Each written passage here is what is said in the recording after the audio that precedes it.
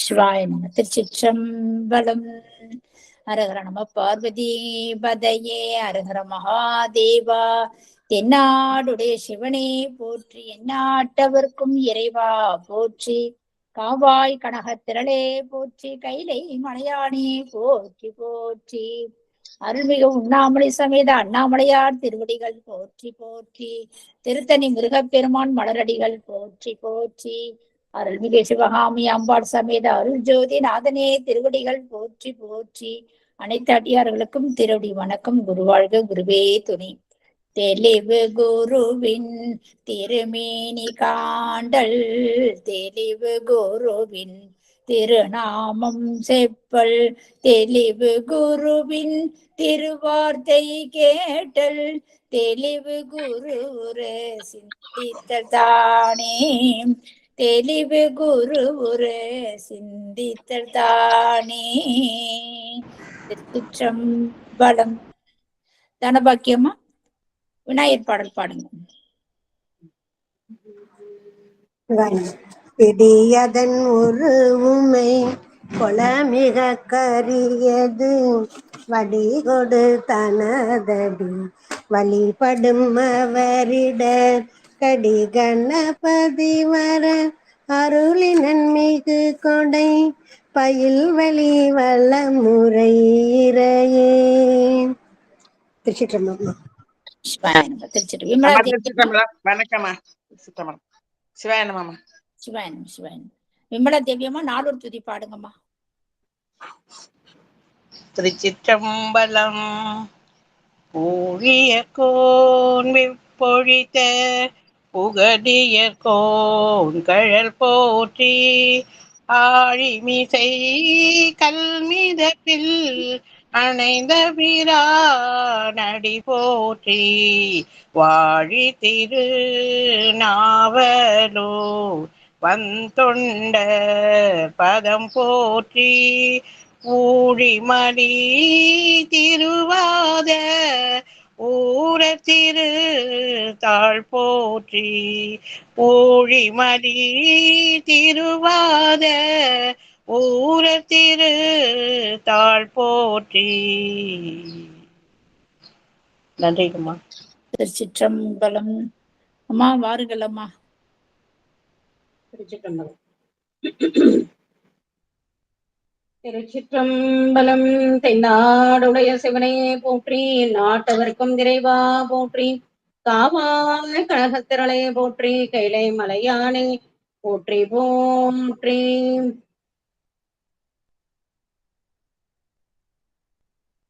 இத்தென்னை ஆண்டு கொண்ட எம்பெருமான் அம்மையப்பர் பொன்னார் மலரடிகளை வணங்கி, என் குருநாதராகிய காழிப்பிள்ளையார் திருவடிகளை மனதில் கொண்டு, ஆசிரியர் பிரானாகிய நம் குலதெய்வமாம் தெய்வ சேக்கிழா பெருமான் திருவடிகளை மனதில் கொண்டு, அகிலாண்டேஸ்வரி அம்மையின் உடனாய ஞானச்சார்வம் வெண்ணாவல் மேவிய ஆனைக்கா அண்ணலார் குருவரலும் திருவரலும் கூட்டுவிக்க நாம இந்த குழுமத்தின் சார்பாக பெரிய புராணத்தை தொடர்ந்து, பெரிய புராணத்துல திருஞான சம்பந்தமூர்த்தி நாயனார் புராணத்தை தொடர்ந்து சிந்தித்துக் கொண்டிருக்கிறோம். குருவரலும் திருவரலும் கூட்டுவிக்க இன்றைக்கு 18வது அமர்வாக உள்ளது. ஆமாம் பொன் கூட்டகத்தல் சொல்லம் பைகினே, பாமாலையாள் முறைய பானழைய பண்டரும் செய் மாமான சுந்தரவன் சம்பந்த மாமுனியம் கோமாந்தன் புகழருகார் இன்புரணி கூறாயே, கொச்சையர் பொன் தன் புகழ்யான் இன்புரணி கூறாயே. திருச்சிற்றம்பலம். வேதநெறி தழைத்தோங்க மிகு சைவ துறை வழங்க பூத பரம்பரை புளிய புனித வாய் மலர்ந்தெழுத சீதவள வயல் புகழி திருஞான சம்பந்த பாதமலர் தலை கொண்டு திருத்தொண்டு பரவுவாம் என்ன அப்படிதான் எடுக்கிறாங்க. அவரோட திருவடிகளை தலைமையில கொண்டுதான் நம்மளோட தெய்வ சேக்கிழா பெருமான் நம்ம பிள்ளை பெருமானோட புராணத்தை ஆரம்பிக்கிறாங்க. நாம இந்த ரெண்டு தலைவர்களோட திருவடியும் தலைமையில கொண்டு நம்மளோட புராணத்துக்குள்ள இன்னைக்கு போறோம். பெருமானார் மதுரையம்பதிக்கு போய் நம்மளோட சைவத்தை வேதநெறி தழைத்தவங்க மிகு சைவத்துறை விளங்கன்னு அந்த சைவத்துறையை அங்க விளங்க வச்சுட்டு தல யாத்திரை அப்படி மேற்கொண்டு மற்ற மங்கையர்கரசி அம்மையார், குலச்சுரி நாயனார், நென்றசன் நெடுமாறனார் இவங்களுக்கு எல்லாம் ஒரு அன்பா விடை கொடுத்துட்டு அந்த ஆத்தை தாண்டி வராங்க. அப்போ அந்த கொல்லம்புதூர்ல இருக்கக்கூடிய ஆத்துல தண்ணி இருக்கும் பொழுது சுவாமி நாவலமே கோவலமாக இருந்து அந்த ஆத்தை கடந்து பெருமானாரை வணங்கிட்டு வராங்க. அதுக்கப்புறம் நல்லாருக்கு வராங்க. நல்லாருக்கு வந்த உடனே ஆலவாயில இருந்து நம்ம நல்லாட்சி பெருமானார் இப்படியெல்லாம் இருந்தாருன்ற அதெல்லாம் பாடிட்டு அங்க மகிழ்ந்து நன்றி சொல்லிட்டு நல்லாற்றுல இருந்து தெளிச்சேரிக்கு வராங்க. திருத்தெளிச்சேரின்னு சொல்லக்கூடிய தலத்துக்கு வராங்க. தொடரின்ல பாத்தீங்கன்னாக்கா 2807 இருந்து இன்றைக்கு புராணம் ஆரம்பிக்குது. திருஞான சம்பந்தமூர்த்தி நாயனார் புராணத்துல 994 இருந்து இணைய புராணம் ஆரம்பிக்குது. சொல்றாரு, சீர்நிலவு திருத்தெளிச்சேரியினை சேர்ந்து சிவபெருமான் தனை பரவி செல்லும் பொழுது சார்வரையா சாக்கேர்தம் போதி மங்கை சாதனம். அப்ப அந்த தெளிச்சேரிய வணங்கினாங்க அப்படின்ற பொழுது தெளிச்சேரி இந்தளப்பன்ல 2ஆம் திருமுறையில 3வது பதிகமா இருக்கக்கூடியது. 2ஆம் திருமுறையில 3வது பதிகமா இருக்கக்கூடிய தெளிச்சேரி இது ஒரு வினாவுரை பதிகமா இருக்கு. பூவலந்தன கொண்டு முப்போதும் முன் பொன்கழல் தேவர் வணங்கும் மிகு தெளிச்சேரீர் மேவரும் தொழிலாளோடு கீழ் பின் வேடனும் பாவகம் கொடு நின்றது போலும் நம் பான்மையே அப்படின்னு சொல்லிட்டு அந்த கேள்வி சுவாமி என்ன நிறைய தடவை சொல்றது, வினாவுரையில அடியார்களை பார்த்து கேட்பாங்க, தெரியாம தன் மனதை பார்த்து கேட்கிற மாதிரி இருக்கும். சுவாமியே நேரடியா தெரியாம தான் கேட்கிறேன் சுவாமி அப்படின்னு சொல்லி கேட்பாங்க. இது சுவாமியே நேரடியா பார்த்து வினாவுரையா பாடினது. சக்தியம்மை எங்க நாய பார்வதி ஈஸ்வர இந்த மாதிரி எல்லாம் பாடி அங்க இருக்காங்க. இப்படி இருக்கும் பொழுது அங்க தெளிச்சேரி முடிச்சுட்டு அடுத்தது என்ன ஊர் போறாங்கன்றத பார்க்கலாம்.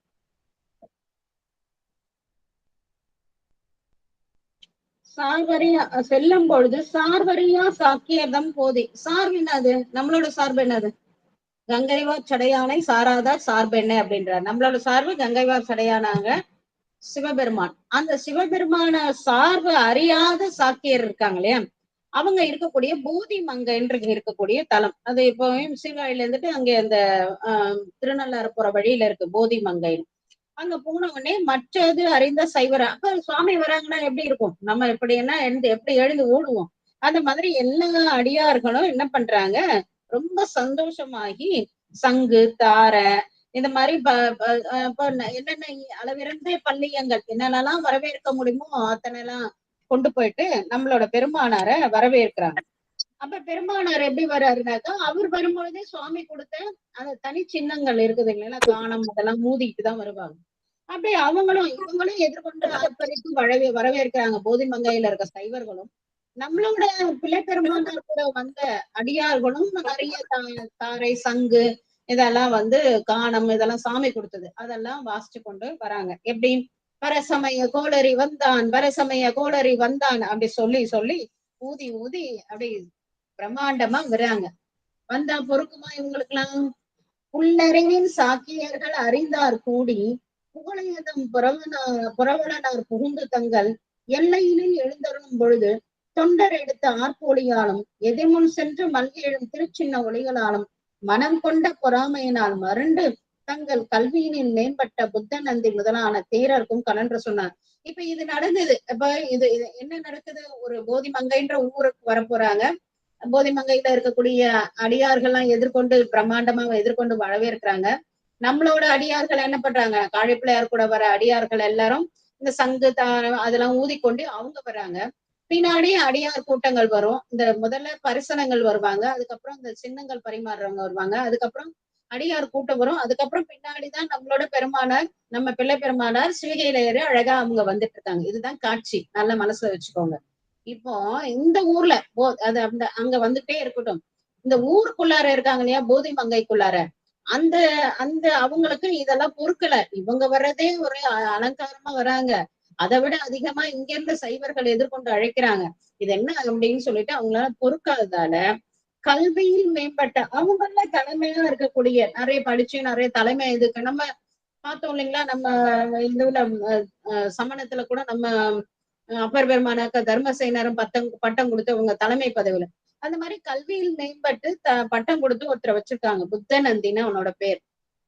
அவர்கிட்ட போயிட்டு இவங்க எல்லாரும் சொல்றாங்க, அவங்க இவங்க எல்லாம் சொன்னதை உடனே மற்றவர்கள் வெவ்வுரையும். வெவ்வுரைன்னா என்னது? ஒரே வைத்தறிச்சல்ல சொல்றது. பிள்ளையார் முன் சின்ன பெருகொழியும். அவங்க சொல்றது கேட்கறது, அங்க அடிக்கிற தாளம் காணும் அதெல்லாம் கேட்கறது, இதெல்லாம் மண்ணு தொண்டர் பொற்புடைய ஆர்ப்பம். இந்த ஊர்ல இருக்கக்கூடிய ஆர்ப்பம் அவரோட செவியில எப்படி போகுதுன்னா நாரசமா போதும். நாரசம்னாக்கா இரும்பு கம்பி ஆணிய குத்தி குத்துனா எப்படி இருக்கும், அந்த மாதிரி குத்துன்னு குத்துற மாதிரி இருக்குதா அவனோட காதுக்குள்ளார. அவனுக்கு போன உடனே என்ன ஆச்சு, கோபம் வந்துருச்சு. வெற்றி புனை சின்னங்கள் வாதிலம்மை வென்றென்றோ பிடிப்பது என்று. இவங்க தான் வெற்றி சின்னம் படிச்சுட்டு வராங்க, என்ன வாதில ஜெயிச்சுட்டுதான் இவங்க இதெல்லாம் பண்ணணும் அப்படின்னு சொல்றான். சொல்லிட்டு புத்தரிடம் புடைசூழ புத்தநந்தி கூடி இருக்கக்கூடிய அந்த புத்தர்கள் இருக்கக்கூடிய பௌத்தர்கள் இருக்கக்கூடிய எல்லாரும் சேர்ந்துக்கிட்டு புத்தநந்தி பொருவில் ஞான புனித திருமுன்பூதம் நம்மளோட பிள்ளைப்பெருமானார் திருமுன்பு ஊதக்கூடிய அந்த சின்னங்கள் இருக்கக்கூடிய இடத்தெல்லாம் போயிட்டு நிறுத்துங்க அப்படின்னு சொல்லாம என்ன பண்ணிட்டான், இத எல்லாத்தையும் புடுங்கி தூர எரிஞ்சிட்டான். என்ன பண்ணிட்டான், அவங்க கையில இருக்க அதெல்லாம் எப்பேற்பட்ட சின்னங்கள், அதெல்லாம் ஈசனால கொடுக்கப்பட்டது. அந்த சின்னங்கள் எல்லாத்தையும் வாங்கி தூர எரிஞ்சிட்டான்.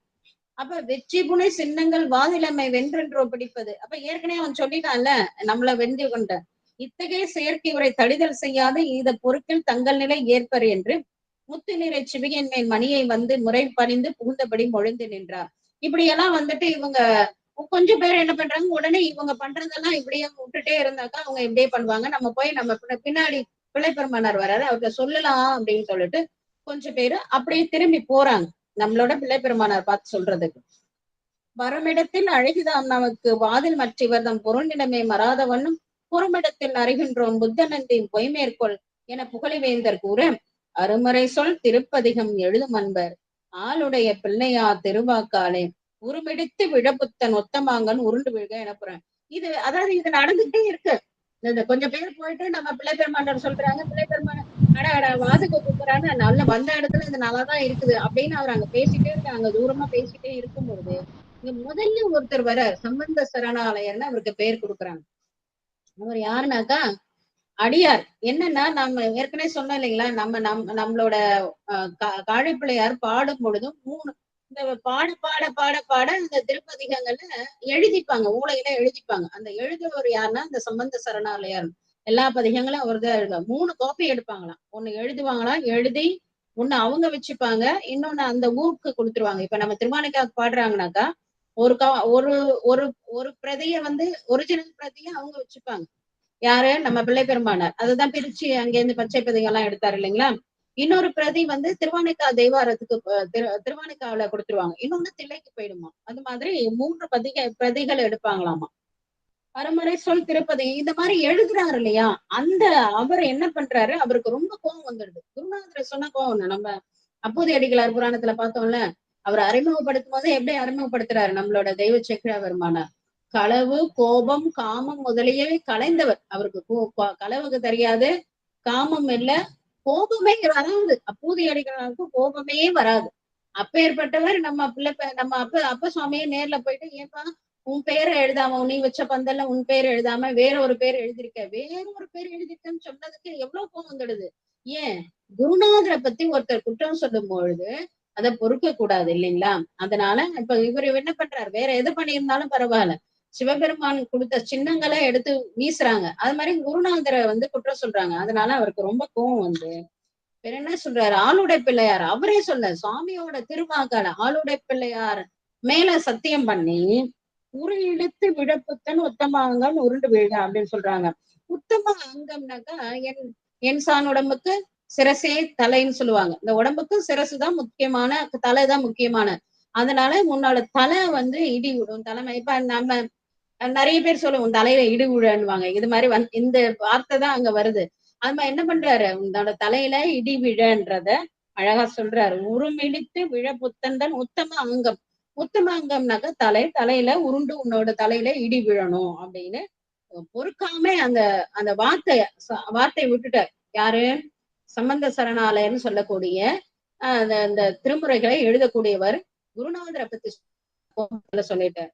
ஏர் வைத்தாய் சைவ நெறி ஆணையூக்க. யார் மேல, பெருமான் மேல, சிவபெருமானையே பாடக்கூடிய நம்மளோட ஞான பிள்ளையார் மேல ஆணை சொல்லிட்டார். எதிர்விளக்கும் இடையூற்றை எரிந்து நீக்கும் மாறில் வலை மந்திரமாம் அசனி போல என்ன சொல்றாங்க. இப்படி அவர் சொன்ன மாத்திரத்துல அது வந்து ஒரு அத்திரம் போல ஒரு ஒரு அது வந்து வாக்கா இல்லையா, அது எப்படி இருக்குதுன்னாக்கா ஒரு அஸ்திரம் மாதிரி. அஸ்திரம்னா என்னது, வேல் அம்பு இதெல்லாம் அஸ்திரம் சொல்றீங்களா, அந்த மாதிரி ஒரு அஸ்திரம் மாதிரி போய் என்ன ஆகுது, அத்திரமாவது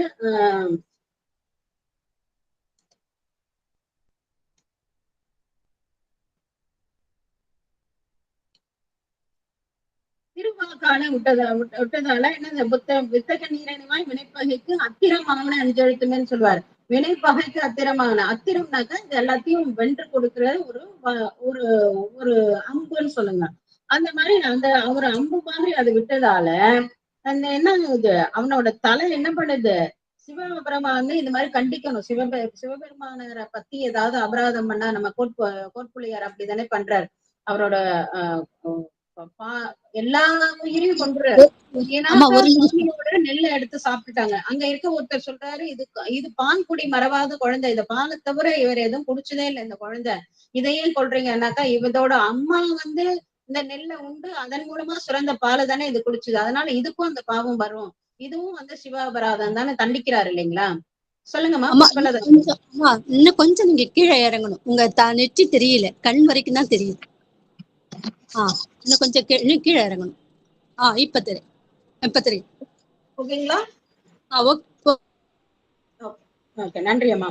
அப்ப என்ன பண்றாங்க, அந்த மாதிரி சிவனுக்கு சாத்தின பூவை இது பண்ணதால என்ன பண்ணாரு, நம்மளோட எரிபத்தை நாங்க என்ன அத்தனை பேர் யானை பாகர்கள் 5 பேரும் கொண்டாரு. நம்ம படிக்கும் போது என்னன்னா ஒரு பூ கொட்டுனதுக்கு, ஆனா சிவாபராதம்ன்றது அவ்வளவு பெரிய குற்றம். அது நம்ம இப்ப உலகியல்ல பார்க்கும்போது ஒரு பூ கொட்டுனதுக்காக எத்தனை பேரை கொள்றது அப்படின்னு சொல்லலாம். அந்த செருத்துணை நாயனார் வந்து வேணான்னு ஒதுக்குன பூவை இந்த பெண்ணு இந்த ராணி எடுத்துறாங்க, அவருக்கு கழச்சிங்கரும் உதவி பண்றாரு, இதெல்லாமா ஒரு குற்றம் அப்படின்னு நினைப்போம். சிவாபராதன் பார்க்கும்போது அந்த அருளியல்ல இதெல்லாம் மகா பெரிய குற்றங்கள். அதனால அதுக்கு உடனே தண்டனை கொடுத்துட்டா அவங்களுக்கு ஒரு நல்கதி கிடைக்கும். ஆனா உடனே தண்டனை கொடுக்கலனாக்கா அது வந்து இன்னும் வந்து அவங்கள நரகத்தெல்லாம் கொண்டு போய் விடும். அந்த மாதிரி அதனால என்ன பண்றாரு, ஒரு தலையில இடி விழ அப்படின்னு சொல்றாரு. உடனே இவர் என்ன பண்ணிடுறாங்க, அவனோட தலை தனியா உடம்பு தனியா போயிடுது. உடனே உடனே அவங்களுக்கு பயம் வந்துடுது. அததான் சொல்றாங்க, மாறில் வழி மந்திரமும் அசனி போல. அவர் சொன்ன வார்த்தையே என்ன பண்றது, அத்திரம். அசனினாக்கா வஜ்ராயுதம் ஆயுதம்னு சொல்றோம் இல்லைங்களா. எப்படி ஒரு ஆயுதத்தை எடுந்த போய் தலையை வெட்டினும்ல, அது மாதிரி வாய்மை முறை திருத்தொண்டர் வாங்க. அவரு எப்பேற்பட்டவர், வாய்மை வேதம் 4 மெய்ப்பொருளாவது நாதன் நாமம் நமச்சிவாய. அந்த நமச்சிவாயவே வந்து உலரையா கொண்டு இருக்கிறது திருமுறை. அந்த திருமுறையே பாட பாட எழுதி கொண்டு வந்தவர் இல்லையா. அப்ப அவரோட வாக்குக்கு எவ்வளவு பெரிய சக்தி இருக்கும் இல்லைங்களா. அதான் வேறு மொழிப்போர் ஏற்பான் வந்த புத்தன் மேனியையும் தலையினும் வெவ்வேறு, தலை தனியா உடம்பு தனியா போய் விழுந்துடுதான். ஊறுபட நூறிட புத்தர் கூட்டம் குழந்தை ஓடி வெறுந்து வெறுக்கொண்டத.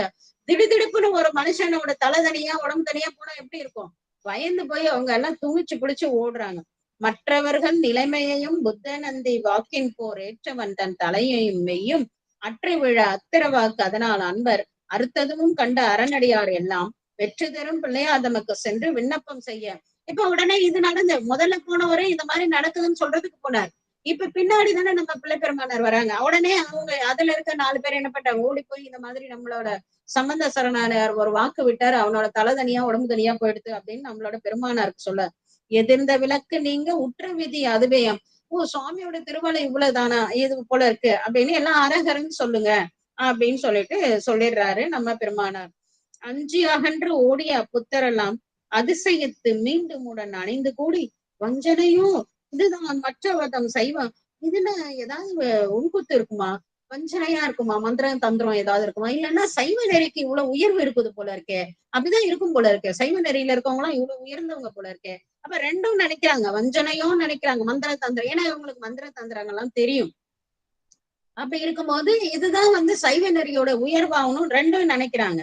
என மருண்டு மனத்தில் கொள்வார் எஞ்சலில் மந்திரவாதம் அன்று எம்மோடு எதிர்ந்து பொருள் பேசுவதற்கு செய்வது என்று தம் செயலின் மிக்குள்ள சாரிபுத்தன் தன்னையே முன்கொண்டு பின்னும். அப்ப உடனே இது மந்திரம் எல்லாம் தந்திரம் தான், இதெல்லாம் மந்திரம் தான். அப்ப என்ன பண்றாங்க, அப்போ வந்து கேக்குறாங்க என்னன்னாக்கா, இந்த மாதிரி மந்திரம் தந்திரம் எல்லாம் வேண்டாம், நீங்க வாது பண்ணுங்க அப்படின்னு சொல்லி நம்ம பார்த்த உடனே மணிவாசகர் புராணத்துல கூட வாது செய்ய அழைக்கிறது.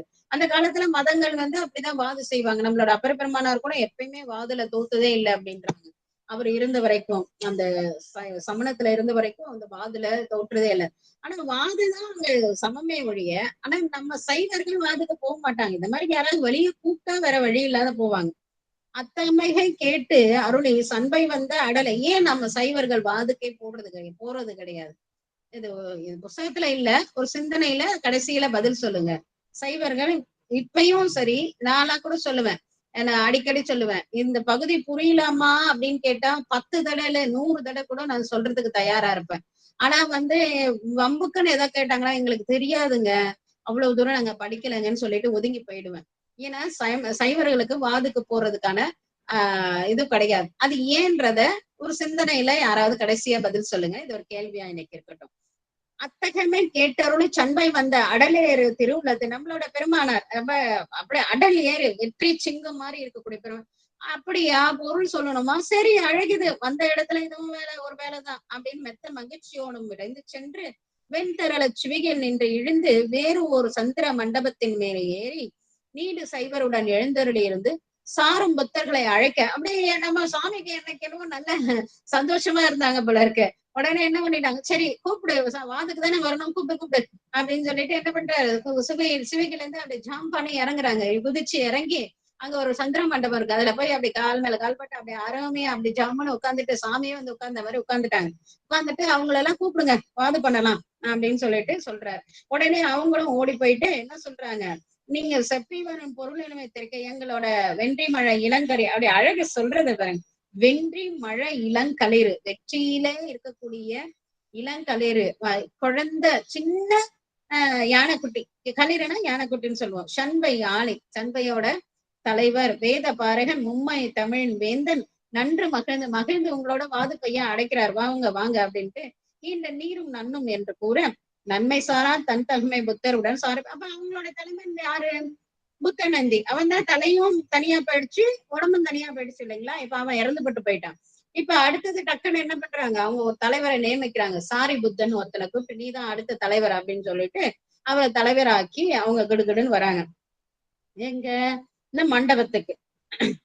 அங்கணைந்து மண்டபத்து புத்தரோடும் பிள்ளையார் அருகணைய நின்ற போதில் எங்கும் நிகழ் திருச்சின்னம் தடுத்த புத்தன் சிரம் பொடியாக்கும் எதிரில் அன்பர் பொங்கு புகழ் புகழி காவலதம் பாதம் போற்றி அருளா சாரி புத்தன் தன்னை உங்கள் தலைவனும் பொருளும் உரைக்க என்ன உச்சவாதினை மேற்கொண்டு உரை செய்யலாம். அப்ப இப்படி அந்த சாரி புத்தன் உட்கார்ந்துட்டான். உட்கார்ந்த உடனே நம்மளோட பெருமானார் யாரு, சம்பந்த சரணாலயர்னு சொல்றோம் இல்லைங்களா, அவர் என்ன பண்றாரு, பெருமானாரை வணங்கிட்டு அவரோட நம்ம காழிப்பிள்ளையார் திருவடியை வணங்கிட்டு அவர்தான் வாதுக்கு வர்றாரு.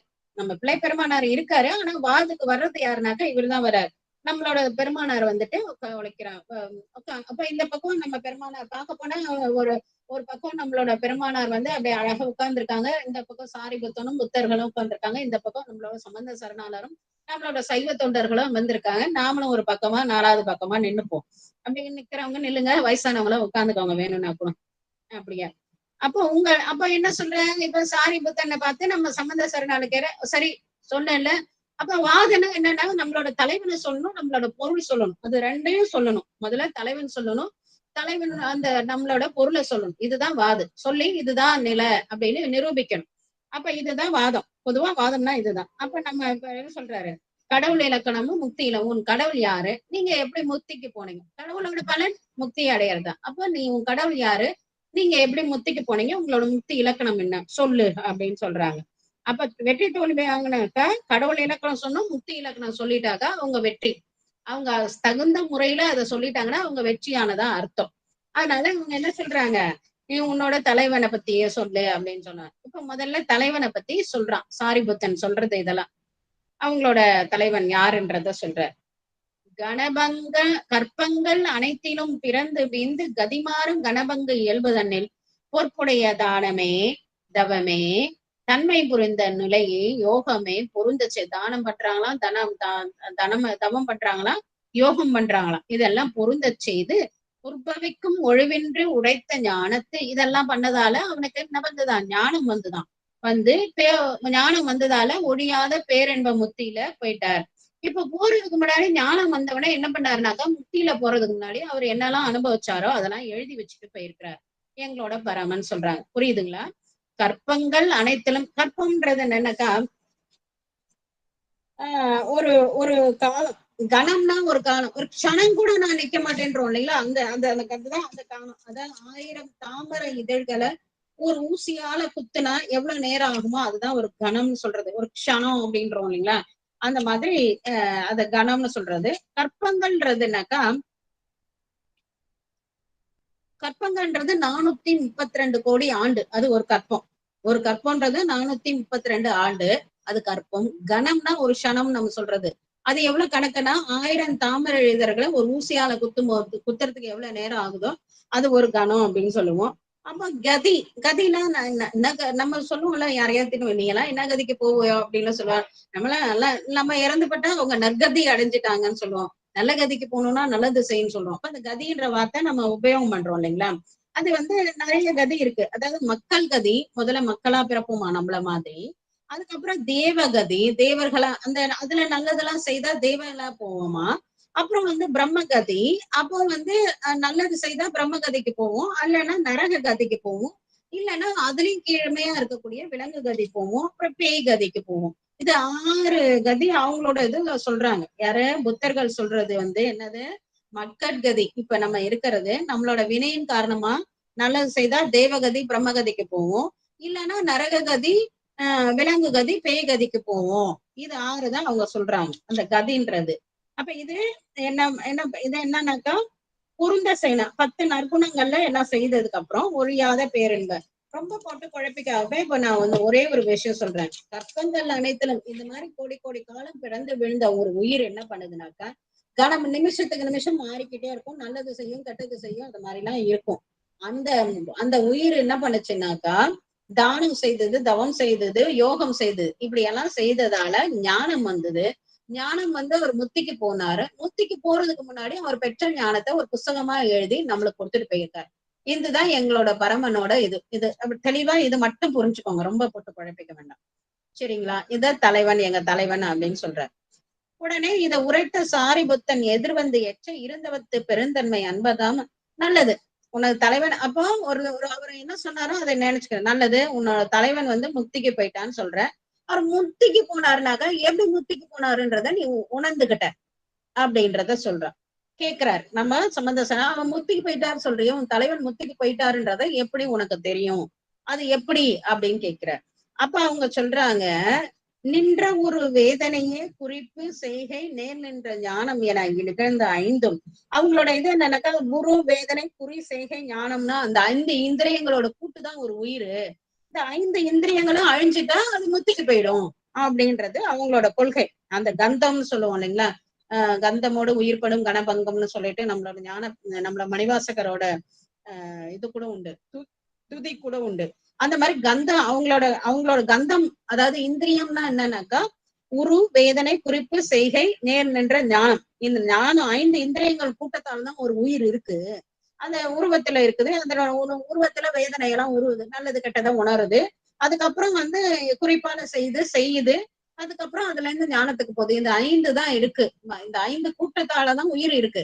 இந்த 1000 அழிஞ்சிட்டாக்கா அது முக்திக்கு போயிடுச்சு. அப்படிதான் அவங்களோட பிடகத்துல அத அவர் எழுதி வச்சார்ல, அவங்களோட திரிப்பிடகம்ன்றது அவங்களோட புஸ்தகம். அந்த திரிப்பிடகத்தை, பிடகம்னா கூடையில வைப்பாங்க அவங்க புஸ்தகத்தை, திரிப்பிடகம் 3 புத்தகத்துல, அதனால சொல்லுவாங்க.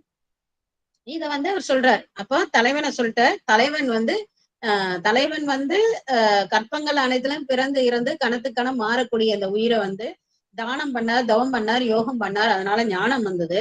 இந்த ஞானம் வர்றதுக்கு முன்னாடி என்ன பண்ணாரு, அத புத்தகத்துல எழுதி வச்சுட்டு ஒரு முத்திக்கு போயிட்டாரு அப்படின்னாரு. முத்தினா என்னன்னு கேட்கிறாரு நம்மளோட சம்பந்த சொன்னாரு.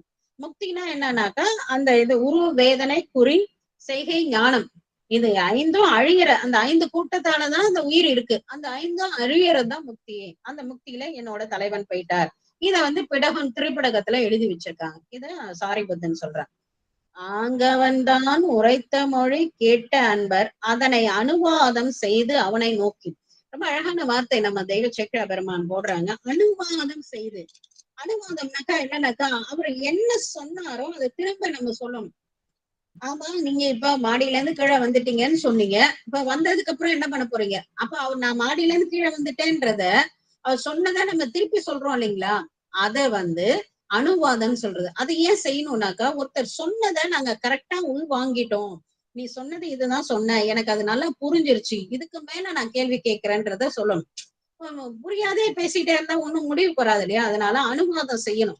நான் ஒரு விஷயம் சொன்னேன்னா, இப்ப நீங்க சொன்னீங்க, இப்ப இந்த முடிஞ்சதுக்கு அப்புறம் என்ன சொல்றீங்க? அம்மா நீங்க இதெல்லாம் இப்படி சொன்னீங்கம்மா, இது நல்லா இருந்தது அப்படின்றீங்க. அதுவும் ஒரு வகையில அனுவாதம் தான். அது என்னன்னாக்கா, நீங்க இதெல்லாம் சொன்னீங்கம்மா, நாங்க இதை உள் வாங்கிட்டோம் அப்படின்றத காட்டுறது அந்த அனுவாதம்ன்றது. அத செய்யறாரு நம்மளோட பெருமானார். இப்ப நான் இவ்வளவு நேரம் என்ன சொன்னனோ அதை எல்லாத்தையும் அனுவாதம் செய்யறாரு நம்மளோட சம்பந்த சரணாலயார். செய்துட்டு முக்தி பெற்றுட்டாரு அந்த என்னோட பரமன். அதாவது பரமன் சொல்றது, அவங்க சொல்றது பரமன் சொல்றது நம்மளோட சிவபெருமான் கிடையாது, ஆதி புத்தர். அவங்க 24 பேர். அந்த 24 பேர்ல கடைசி வந்தவர் தான் கௌதம புத்தர். அவரோட கதை தான் நம்ம சித்தார்த்துன்னு இருந்து அவர் அதுக்கு முன்னாடி 24 புத்தர் இருந்தாங்க. அவங்களோட இதுல ஆதி புத்தர். அவங்களோட கொள்கையெல்லாம் நல்லாவே இருந்தது. அதுக்கப்புறம் அப்புறம் அப்புறம் இருந்ததுன்னு வச்சுக்கோங்களேன். அப்ப அவங்க அந்த ஆதி புத்தன் எழுதின நூல் பிடகம்னு சொல்லக்கூடாது. அது அவங்களோட பௌத்தர்களோட நூல். நம்ம நூல் மாதிரி அது நம்மளுக்கு எப்படி பெரிய புராணமோ சைவர்களுக்கு அது மாதிரி. கூடை, புத்தம், தர்மம், சங்கம்னு இந்த 3 சொல்லுவாங்க. புத்தம், தர்மம். பழைய காலத்துல சினிமால எல்லாம் புத்தர் வருமா, புத்தம், தர்மம், சங்கம் அப்படின்னு சொல்லுவாங்க. புத்தம் சரணம் கச்சாமி, தர்மம் சரணம் கச்சாமி, சங்கம் சரணம் கச்சாமி. இந்த அசோகரால சிவாஜி கணேசன் எல்லாம் ஒரு படத்துல எல்லாம் நடிச்சிருப்பேன். அப்பெல்லாம் வருவாங்க. அதான் நமோ புத்தாய, நமோ தர்மாய, நமோ சங்காய அப்படின்றது அவங்களோட மந்திரம். இந்த மும்மணி போல இருக்கிறதால அதை அந்த கூடையில சேமித்து வைக்கிறதால அதுக்கு பேரு பிடகம்னு சொல்றது வழக்கம். இதெல்லாம நம்ம தெரிஞ்சுக்க தானே வேணும். தாங்கிய ஞானத்து அப்ப அனுவாதம் செய்து அவர் சொன்னதெல்லாம் நான் புரிஞ்சிருச்சு அப்படின்ட்டார். இப்ப திருப்பி அடுத்தது நம்ம சம்பந்த சரணாலயர் அதுக்கு மேல கேள்வி கேட்கிறார். தாங்கிய ஞானத்து உடனாம் கந்தம் 5 தாமைந்து கெட்டனவேல் தலைவன் தானும் ஈங்குலன் என்றவனுக்கு விடயமாக யாவையும் ஏற்றுவதற்கு விகாரமே செய்து ஓங்கு வடிவு அமைத்து விழவு எடுக்கும் பூசை கொள்வாரா. சரி, ரைட்டு. அவரோட இந்திரியன்னு சொல்லக்கூடிய உரு, வேதனை, குறி, செய்கை, ஞானம் இதெல்லாமே கெட்டுடுச்சு. அவர் முக்தியில போயிட்டாருன்னு சொல்றீங்க. முக்தியில போயிட்டு அதுக்கப்புறம் இங்க பெரிய பெரிய விகாரம், புத்த விகாரம் எடுத்து அவருக்கு பூசை எல்லாம் பண்றீங்களே, இதெல்லாம் யார் ஏத்துக்கிறா? அவருதான் அங்க முக்தியில இருக்கிறாரு. இந்த பூசை பண்றதெல்லாம் யாரு ஏத்துக்கிறா உங்களுக்கு அப்படின்னு நம்மளோட சம்பந்த சரணாலயர் கேட்கிறார். அப்ப சொல்றாரு, அவன் பதில் சொல்றான். கந்தமாம் வினையுடம்பு நீங்கி என் போன் கலந்து உள்ளன் முக்தியில். இந்த உடம்பெல்லாம் நீங்கிதான் முக்தியில கலந்துட்டாரு. காணியும் இந்திரியம் கண்முதலாம் கரணம் தானும் இல்லையேன் அவன் உணர்ச்சி இல்லை என்றார்.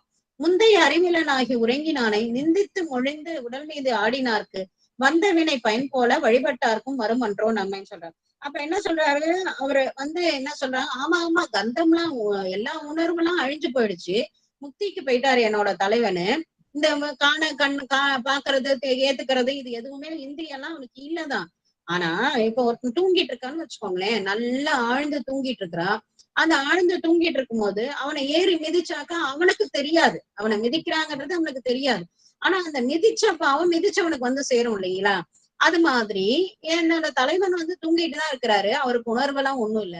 ஆனா மிதிச்ச பாவம் எப்படி நல்ல மிதிச்சா பழி சேருதோ அது மாதிரி அவனை வணங்கிக்கிட்டே இருந்தா அந்த நல்வினை எங்களுக்கு சேர்ந்துரும். நாங்க செய்த நல்வினை எங்களுக்கு சேர்ந்துரும். அது அவர் எடுத்துக்கிட்டாலும் எடுத்துக்கலனாலும் அப்படின்னு சொல்றான். புரியுதுங்களா? ஒருத்தன் நல்லா தூங்கிட்டு இருந்தா அவனை ஆழ்ந்து உறக்கத்துல இருக்கும்போது போய் அடிச்சாலும் அவனுக்கு தெரியாது, தூங்குறவனுக்கு. ஆனா அடிச்சவனுக்கு அந்த அடிச்ச பாவம் சேரும் இல்லைங்களா?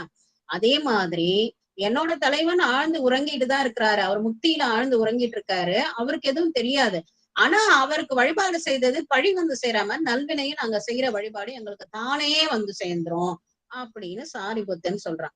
உடனே நம்மளோட பெருமானார் சொல்றாரு, நம்ம சம்பந்த சரணாலயர் சொல்றாரு, சொன்ன உரை கேட்டறில் அன்பர்தாமும் தொடர்ந்த வழிபாடு பல கொள்கின்றானுக்கு அன்னவற்றின் உடன்பாடும் எதிர்மும் இல்லை, ஆன போது அவன் பெறுதல் இல்லை என்றார்.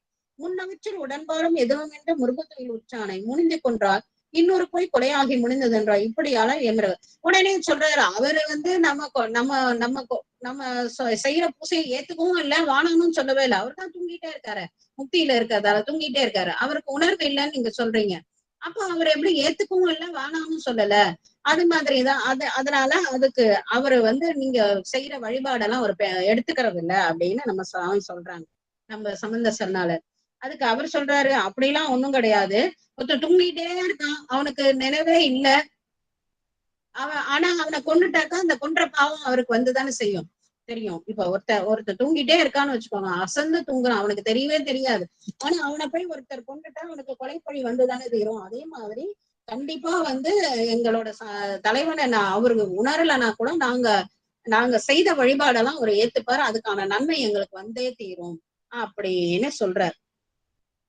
இப்படியால் ஏதும் என இசைந்து நீ இங்கு எடுத்துக்காட்டி துயிலை மேன்றுதான் போல் மேற்படிய கரணங்கள் உயிர்தாம் இங்கு வேண்டுதியால் நம் இரருக்கு ஆன போது செப்பிய கந்தத்தின் விளைவின்றி ஆகி திருவிழா முக்தியில் சென்று இளனுமானார். அப்படி கந்தத்தில் அறிவும் கட்டால் அமுக்தி இளவன் இன்பம் அடையாது. இப்ப என்ன சொல்றாரு, அப்பா நீ சொல்றத நான் ஏத்துக்கிறேன், நீ வந்து உன்னோட தலைவன் வந்து எல்லா கந்தமும் இப்போ வந்து உணர்வெல்லாம் போயிடுச்சுன்னா நீ வத்தி ஏத்துற, அந்த வாசனை யார் நுகர்ந்துக்கிறா, பூ போடுற அந்த பூவோட வாசனை யார் நுகர்ந்துக்கிறா, அவருக்கு கந்தம் எல்லா இந்திரியமும் அழிந்து முக்தியில போயிட்டாருன்னு சொல்ற. அப்ப முக்தி எல்லா உணர்வும் அழிந்து முக்திக்கு போயிட்டாருனாக்கா அப்ப இங்க இல்ல அவரு உணர்வா இல்ல, முக்திக்கு போயிட்டாருன்னு சொல்ற. ஆனா நீ அங்க முக்தியில எல்லா கந்தமும் அழிந்து உணர்வில்லாத இருக்கிறவனுக்கு இங்க நீ என்ன பண்ற, வத்தி ஏத்துற, சூடம் கொளுத்துற, பூ போடுற, எல்லாம் போடுற. இப்ப இதெல்லாம் யார் ஏத்துக்கிறா? ஒண்ணு எல்லா உணர்வும் இருந்து இதெல்லாம் அவர் ஏத்துக்கிற மாதிரி இருந்தா அவர் முக்தியில இல்ல. இல்ல அவரு நீ சொல்ற மாதிரி இங்க இல்ல முக்தியில தான் இருக்கிறாருன்னா இதெல்லாம் ஏத்துக்கல, உன்னோடது ஏத்துக்கிட்டா அவருக்கு உணர்வு இருக்குன்னு அர்த்தம். அப்ப நீ சொல்ற முக்தியும் கிடையாது. புரியுதுங்களா? நம்ம கொடுக்குற வத்தி கற்பூரம் சுகுடம் இதெல்லாத்தையும் ஏத்துக்கிட்டாக்கா அப்போ ஒரு உணர்வுக்கு இருக்குது. அவங்க சூழ்நிலை பெரிய என்னது, எல்லா உணர்வுகளையும் இருந்து 5 கந்தங்களையும் அழித்தாதான் முக்தி. அப்ப உணர்வு இருக்குதுன்னா முக்தியில கிடையாது. ஒருவேளை என் தலைவனுக்கு முக்தி இங்க இல்ல, இந்த உணர்வுலாம் இல்ல, உணர்வுலாம் அழிந்து முக்தியில தான் இருக்காருன்னா முக்தியில இருக்கிறவர் நீ கொடுக்கக்கூடிய படையலை அது இதையும் ஏத்துக்கவே முடியாது. அப்ப இது பொய்னா அதுவும் போய் அதுவும் ஒண்ணு அப்படின்னு கரெக்டா வந்து நம்மளோட பெருமான் சொல்லிடுறாரு. அப்ப இப்ப சொல்லிட்டாரா?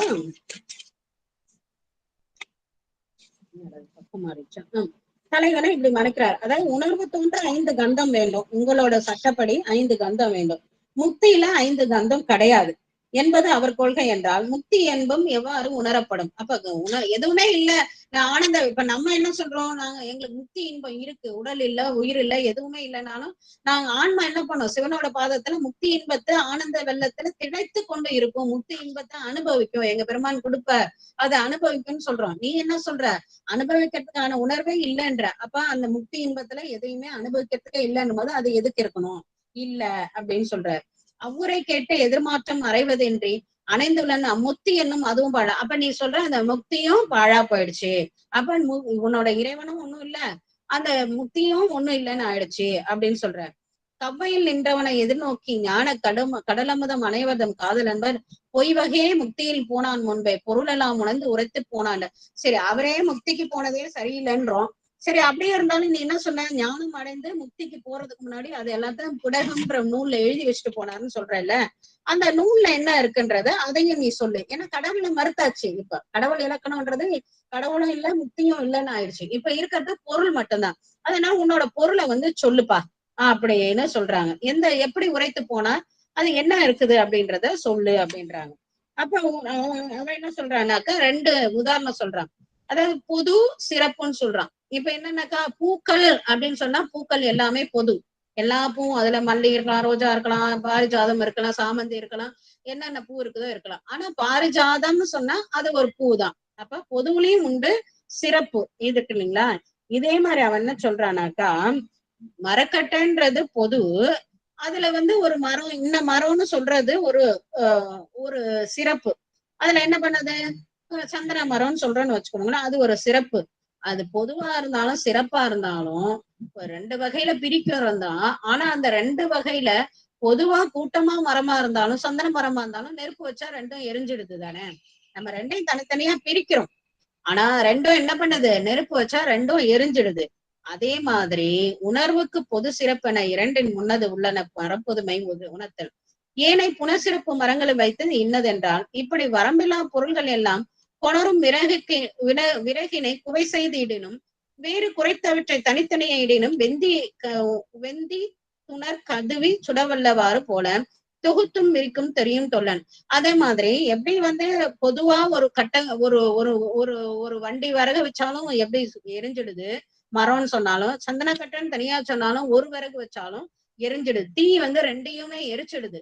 கூட்டமா இருந்தாலும் எரிக்குது, ஒன்னா இருந்தாலும் எரிக்குது. அதே மாதிரி என்னது இந்த தீ மாதிரி என்னோட புத்தன் என்ன பண்றான், அவனோட உணர்வு தனித்தனியாவும் இருக்குது.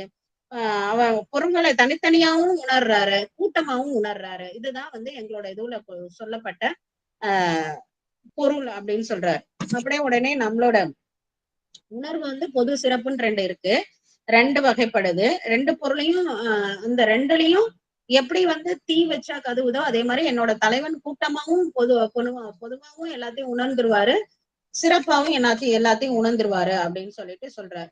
அதுக்கு நம்மளோட சம்பந்த சரணாளர் சொல்ற எரி உணர்வுக்கு எடுத்துக்காட்டாக சொன்ன, எரிக்கிறதான் நீ எடுத்துக்காட்டா சொன்ன. ஆனா அந்த அடுத்த உணவு உருவுடையது அண்டு.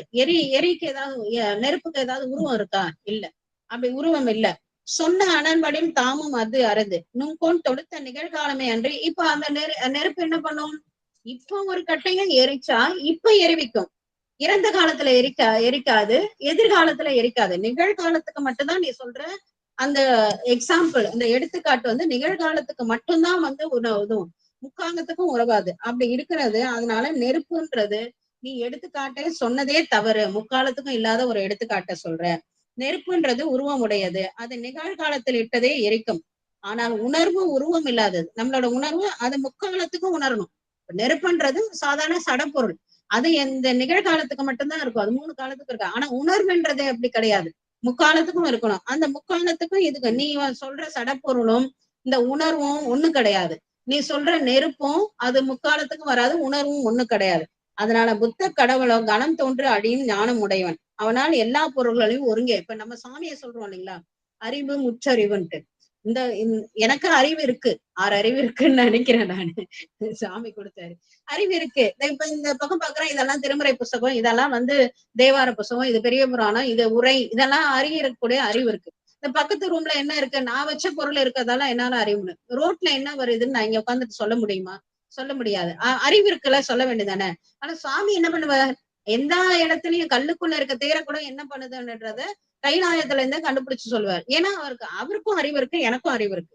எனக்கு இருக்கிறது சிற்றறிவு, அவருக்கு இருக்கிறது முற்றறிவு. அதனால 2 அறிவு ஒண்ணாயிட முடியுமா? அதே மாதிரிதான் உணர்வுன்றது கூட்டத்தாலையும் அத முக்காலமும் உணரணும். நெருப்பு எப்படி ஒரு காலத்துக்கு உணர்றோம், அது மாதிரி ஒரு உணர முடியாது, அது முக்காலத்துக்கும் உணரணும். அதே மாதிரிதான் உன்னோட புத்த கடவுள் எல்லாத்தையும் ஒன்னா அறிய முடியாது அவனோட. அதனால அவரோட அந்த கொள்கை குற்றம்ன்றதால அந்த புத்தகமும் பயனில்லாததான். அதை படிச்சு முக்தி அடைய முடியாது, அதுல முக்திக்கான பொருள் இல்லை, அதனால அது முக்தியும் முடியாது. அதோட முக்தி என்ற பொருளும் உன்னோடதுல வீண்தான். உன்னோட கடவுளும் வீணு, உன்னோட கடவுளோட அந்த முக்தி அடைஞ்சான்றதும் இல்ல. அதே மாதிரி உங்க கடவுள் எழுதி வைத்த புத்தகத்தையும் அதுவும் பொருள் இல்லாத போயிடுது, முக்காலத்துக்கும் இல்லாதால பொருள் இல்லாத போகுது. அதனால உன் இறைவன் பொருள்கள் எல்லாம் அறிந்தது முக்தி போல் ஆயிடுச்சு, முக்தியே இல்லைன்னு ஆயிடுச்சு என்று. ஏதமும் இவ்வறிவு எல்லாம் குற்றமா போயிடுச்சு, இவ்வறிவால் உரைத்த நூலும் என்றவனுக்கு ஏற்றுமாறு. அப்ப அவன் இன்னும் அதுல சந்தேகங்கள்லாம் கேட்கும் போது அந்த சந்தேகத்தை எல்லாம் விளக்குறாரு. நம்மளுக்கு தெய்வ சேக்கரா பெருமான் கொஞ்சம் ஓரளவுக்கு தொட்டு காட்டிட்டு தான் போறாங்க. சித்தாந்தத்துல நம்ம கொஞ்சம் இதை விரிவா படிக்கிறோம். இவங்க இந்த அளவுக்கு போதும் அப்படின்னு இந்த அளவுல கொடுக்குறாங்க. உடனே அவனுக்கும் தெளிகிற மாதிரி எடுத்து வாதத்தை சொன்ன உடனே அவன் என்ன பண்றான், புத்தன் நம்மளோட பெருமானாரோட பாத தாமரைகளை, அதாவது நம்ம பிள்ளை பெருமானோட திருவடியில விழுந்து வணங்குறான். அப்போ உடனே மத்த புத்தர்களும் ஆமா இதெல்லாம் சும்மாதான், இது முக்திக்கு ஏதுவானது கிடையாது, அதனால சைவம் தான் உயர்ந்தது அப்படின்னு சொல்லிட்டு, சைவத்தின் மேல் சமயம் வேறு இல்லைன்னு சொல்லிட்டு நம்ம பெருமானோட திருவடியில, அவங்க எவ்வளவு பாக்கியமானவங்க, பெருமான பார்த்ததுக்கு அப்புறம் புத்தி வராத இருக்குமா? அப்ப அதனால என்ன பண்றாங்க, அவங்க நம்ம பெருமானார் திருவடியில விழுந்து வணங்குறாங்க. குந்தியினால் அவர்த்த பொருளின் தன்மை பொருள் என்றாம் படி, அவங்க சொன்னதெல்லாம் பொருள் எல்லாம் பொருள் இல்லைன்றத பொருந்த கூறினதால சைவமல்லாது மற்றொன்றும் இல்லை என்றே அந்த மேல் சீர் மறைகள் ஆகமங்கள் ஏனைய அகில கலைகள் பொருள் உணர்ந்தார் அருள் செய்ய. இது மாதிரி இதான் ஒரு புத்தகத்தை படிச்சுட்டு சொல்ற மாதிரியா அவங்க என்ன பண்ண, ஆகமம் தெரியும் நம்ம சுவாமிக்கு, நம்மளோட பிள்ளை பெருமானாருக்கு நம்ம மறைகள் தெரியும். அப்புறம் என்ன இந்த அகில கலைகள் எல்லாம் ஓதாத உணர்ந்தாய் போற்றின்றோம். எல்லாத்தையும் ஓதாதே உணர்ந்தவங்க தகுந்த இடங்கள்ல இருந்து தகுந்த விஷயங்களை எடுத்து அவங்களுக்கு போதிக்கிறாங்க. போதிமங்க இல்லையா, அதனால அவங்க போதிக்கிறாங்க.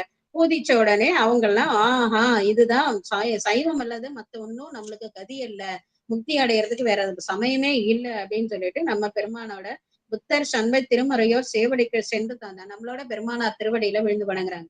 அங்க கழுவுல ஏத்துறாங்க. ஆனா புத்தர்கள் எல்லாம் இங்க தாய் சமயத்துக்கு திரும்புறாங்க, சைவ சமயத்துக்கு வந்துடுறாங்க. அன்றவர்க்கு கவனியார் போன் கருணை நோக்கும் மனிதனிலாம். அப்பா, நம்ம பெருமானோட கிடைக்கும் நோக்கம் கிடைச்சதால அறிவின்மை, அவங்களோட அறிவின்மை அந்த விஷயங்கள்ல இருந்த குழப்பங்கள்லாம் நீங்கி இந்த சைவம் முழுமையான ஒரு சைவர்களா ஆறாங்க. ஆனால் முகைமலர் மாரியின் வெள்ளம் பொழிந்தது எங்க எல்லாம் அற்புதம் இல்லைங்களா. அதனால நிறைய தேவர்கள்லாம் அந்த நிறைய பூக்களை தூவி ஆசீர்வாதம் பண்றாங்க. நின்றனவும் சரிப்பனவும் சைவமாம் நிலைமை அவர் அருள் செய்து சண்பை வேந்தர் சென்று சிவகனார் பதிகள் பணிய வேண்டி திருக்கடவுர் அதன் மருந்து சேர வந்தார். அப்ப என்ன பண்றாங்க, நின்றனவும் சரிப்பனும் இருக்கிற எல்லாமே சிவபெருமானோட படைப்பு தான், அதுதான் நிலையானது அப்படின்னு சொல்றத சொல்லிட்டு என்ன பண்றாங்கன்னாக்கா அங்கேதான் அடுத்தடுத்த தலங்களுக்கு தல யாத்திரை போறாங்க. இந்த ஒரு சுருக்கமா திரும்ப சொல்றேன். நம்மளோட அவங்க என்ன சொல்றாங்க, நம்ம கடவுள் இலக்கணமும் முக்தி இலக்கணமும் சொல்லு அப்படின்னு சொல்லி கேட்கிறாங்க நம்ம சந்தாசன. கடவுள் இலக்கணம்ன்றத அவன் என்ன சொல்றான், கர்ப்பங்கள் பல கோடி காலம் இந்த உயிர் பிறந்து பிறந்து வருது. என்னோட தலைவன் என்ன பண்றான், நிமிஷத்துக்கு நிமிஷம் மாறக்கூடிய இந்த உலகத்துல தானம் பண்ணி தவம் பண்ணி யோகம் பண்ணி ஞானம் பெற்றான். அந்த ஞானம் பெற்று முக்தியில போடுறது அந்த ஞானம் எந்த உணர்வால பெற்றது, அந்த உணர்வுகள்லாம் அழியக்கூடிய அழிஞ்சாதான் முக்தி. அந்த அழியறதுக்கு முன்னாடி அவர் பெற்ற ஞானத்தெல்லாம் ஒரு புஸ்தகமா திரைப்படமா எழுதி வச்சுட்டு போயிருக்கிறார். அதுதான் அப்படின்னு சொல்லிட்டு சொல்றாங்க. இது தலைவனை பத்தி சொல்றாங்க. முக்தி இலக்கணம்னு சொல்றாரு, உரு வேதனை குறி செய்கை ஞானம், இந்த 5 கந்தங்களும் அழிகிறது தான் முக்தி. என்னோட தலைவனுக்கு இது 5 கந்தங்களும் அழிந்து அவர் உணர்வச்சு அங்க இருக்கிறாரு, அதுதான் முக்தி அப்படின்னு சொல்றான். உடனே அந்த சொன்ன உடனே அப்போ அப்போ அடுத்து நம்ம சம்பந்த சரணாலர் என்ன கேட்கிறாரு, அப்போ உன்னோட முக்தியில உணர்வு எல்லாம் இல்லைன்னு சொல்றீங்களா, இவ்வளவு பெரிய பெரிய விகாரம் அமைச்சு அந்த திருமேனிக்கெல்லாம் வழிபாடு செய்றீங்களா, அதான் யார் ஏத்துக்கிறா அப்படின்னு கேக்குறாங்க. அதெல்லாம் என் தலைவன் தான் ஏத்துக்கிறாரு. எப்படின்னாக்கா, ஆழ்ந்து தூங்குனவனை ஒருத்தனை மிதிச்சாக்கா எப்படி தூங்குனவனுக்கு தெரியலனாலும் மிதிச்சவனுக்கு பாவம் சேருமோ, அது மாதிரி என்னோட தலைவன் முத்தியில தான் இருக்காரு. ஆனா நாங்க செய்யற நல்லதுக்கு நல்வினை பயன் தானே வருது அப்படின்னு சொல்றாரு. அது எப்படி வரும், ஒரு உணர்வும் இல்லாதவர் நீங்க வைக்கக்கூடிய பூ வாசனை இதெல்லாம் எப்படி ஏத்துக்கிறாரு, அவரு தான் உணர்வு இல்லாத இருக்கிறாரு அப்படின்னு நம்ம சம்பந்த சரணாலயர் கேட்கும் போது, அப்படி இல்ல, ஆழ்ந்து உடங்குனவரை கொன்னுட்டா எப்படி கொலைப்பழி நம்மளுக்கு சேருமோ, எதுவுமே நல்லதா சொல்லல, அது சேருமோ அதே மாதிரி நாங்க பண்ற பூசையின் காரணமா எங்களுக்கு அவர் ஏத்துனாலும் ஏத்துக்கலனாலும் எங்களுக்கு சேரும் அப்படின்னு சொல்றாரு. அப்ப நம்ம சம்பந்த சரணாலயர் சொன்னாரு, 5 கந்தங்கள் அழியறதுதான் முக்தினாக்கா, அந்த கந்தங்கள் எல்லாம் அழிஞ்சதுக்கு அப்புறம் முக்தின்ற இன்பத்தை அனுபவிக்கிறதுக்கு ஒரு இதுவுமே இல்லையே, உணர்வே இல்லாதப்ப எப்படி அனுபவிக்க முடியும். அதனால உன்னோட தலைவனும் போய் உன்னோட முக்தியும் முக்தி இல்லாத போயிடுச்சு. அப்ப ஒருவேளை இல்ல எங்க தலைவன் அனுபவிக்கிறான்னாக்கா அப்ப 5 கந்தங்கள் அழியலன்னு அர்த்தம் ஆயிடுதுல, உணர்வு இருக்குன்னு அர்த்தம் ஆயிடுது. உணர்வு இருந்தாதான் முக்தியை அனுபவிக்க முடியும். நீ என்ன சொல்ற, உணர்வு இல்லைன்னா தான் முக்திக்கே போக முடியுன்ற. அதனால உன்னோட முக்தியும் பொருளற்றதா போச்சு, உன் தலைவன் சொன்னதும் பொருளற்றதா போச்சு அப்படின்னு சொல்லிட்டாரு. அடுத்து என்ன சொல்றாரு, நீ உன்னோட பொருள் தலைவன் ஞானத்துல ஏதோ திரிப்படகன்னு எழுதி வச்சாரு, அதோட பொருளை சொல்லணும் போது அப்ப என்ன சொல்றாரு, உணர்வுக்கு அந்த உணர்வு அப்பதான் சொல்றாரு, உணர்வை 2 சிறப்பு பொதுன்னு பிரிச்சு அந்த எப்படி ஒரு கட்டைய போட்டாலும் எரியுதோ, மொத்த கட்டையும் போட்டாலும் எரியுதோ, அதே மாதிரி கூட்டமாவும் தனியாவும் என்னோட தலைவன் இத உணர்ந்து பாரு அப்படின் போது, இல்ல உன்னோட தலைவன் உணர முடியாது. ஏன்னா அவருக்கு உணர்வே இல்லைன்னும் போது உணர முடியாது. அதே மாதிரி எடுத்துக்காட்டுன நெருப்பும் தவறான ஒரு எடுத்துக்காட்டு. நெருப்பு இந்த காலத்துக்கு மட்டும்தான் இருக்கும், இறந்த காலத்துக்கும் எதிர்காலத்துக்கும் வராது. ஆனா உணர்வுன்றது என்னது, 3 காலமும் உணரணும், முக்காலம் உணர்ந்தாய் போற்றி 3 காலமும் உணரணும். அதனால உன்னோட நூலும் பிழையா போயிடுச்சு, முக்தி மாதிரி பிழையா போயிடுச்சுன்னு சொல்ற. அப்புறம் இத இன்னும் நல்ல டீட்டெயிலா அவங்க சந்தேகம் எல்லாம் கேட்கும் போது எடுத்து சொன்னப்ப அவங்க எல்லாம் திருந்தி நம்மளோட சைவத்துக்கு வந்துட்டாங்க. இது ஒரு ஷார்ட்டா ஒரு திரும்பி புரிஞ்சுக்கிறதுக்காக அது சொன்னது. போலாமா? இது புரியுதா இல்ல இன்னொரு தடவை சொல்லணுமா இல்ல அடுத்தது போலாமா? யாராவது ஒருத்தர் பதில் சொல்லணும்.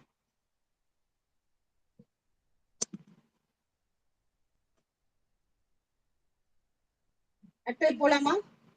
அடுத்தது போலாமா? போலாமா, அடுத்தது போலாம். புரியுதா? புரியுதுமா, புரியுது புரியுது.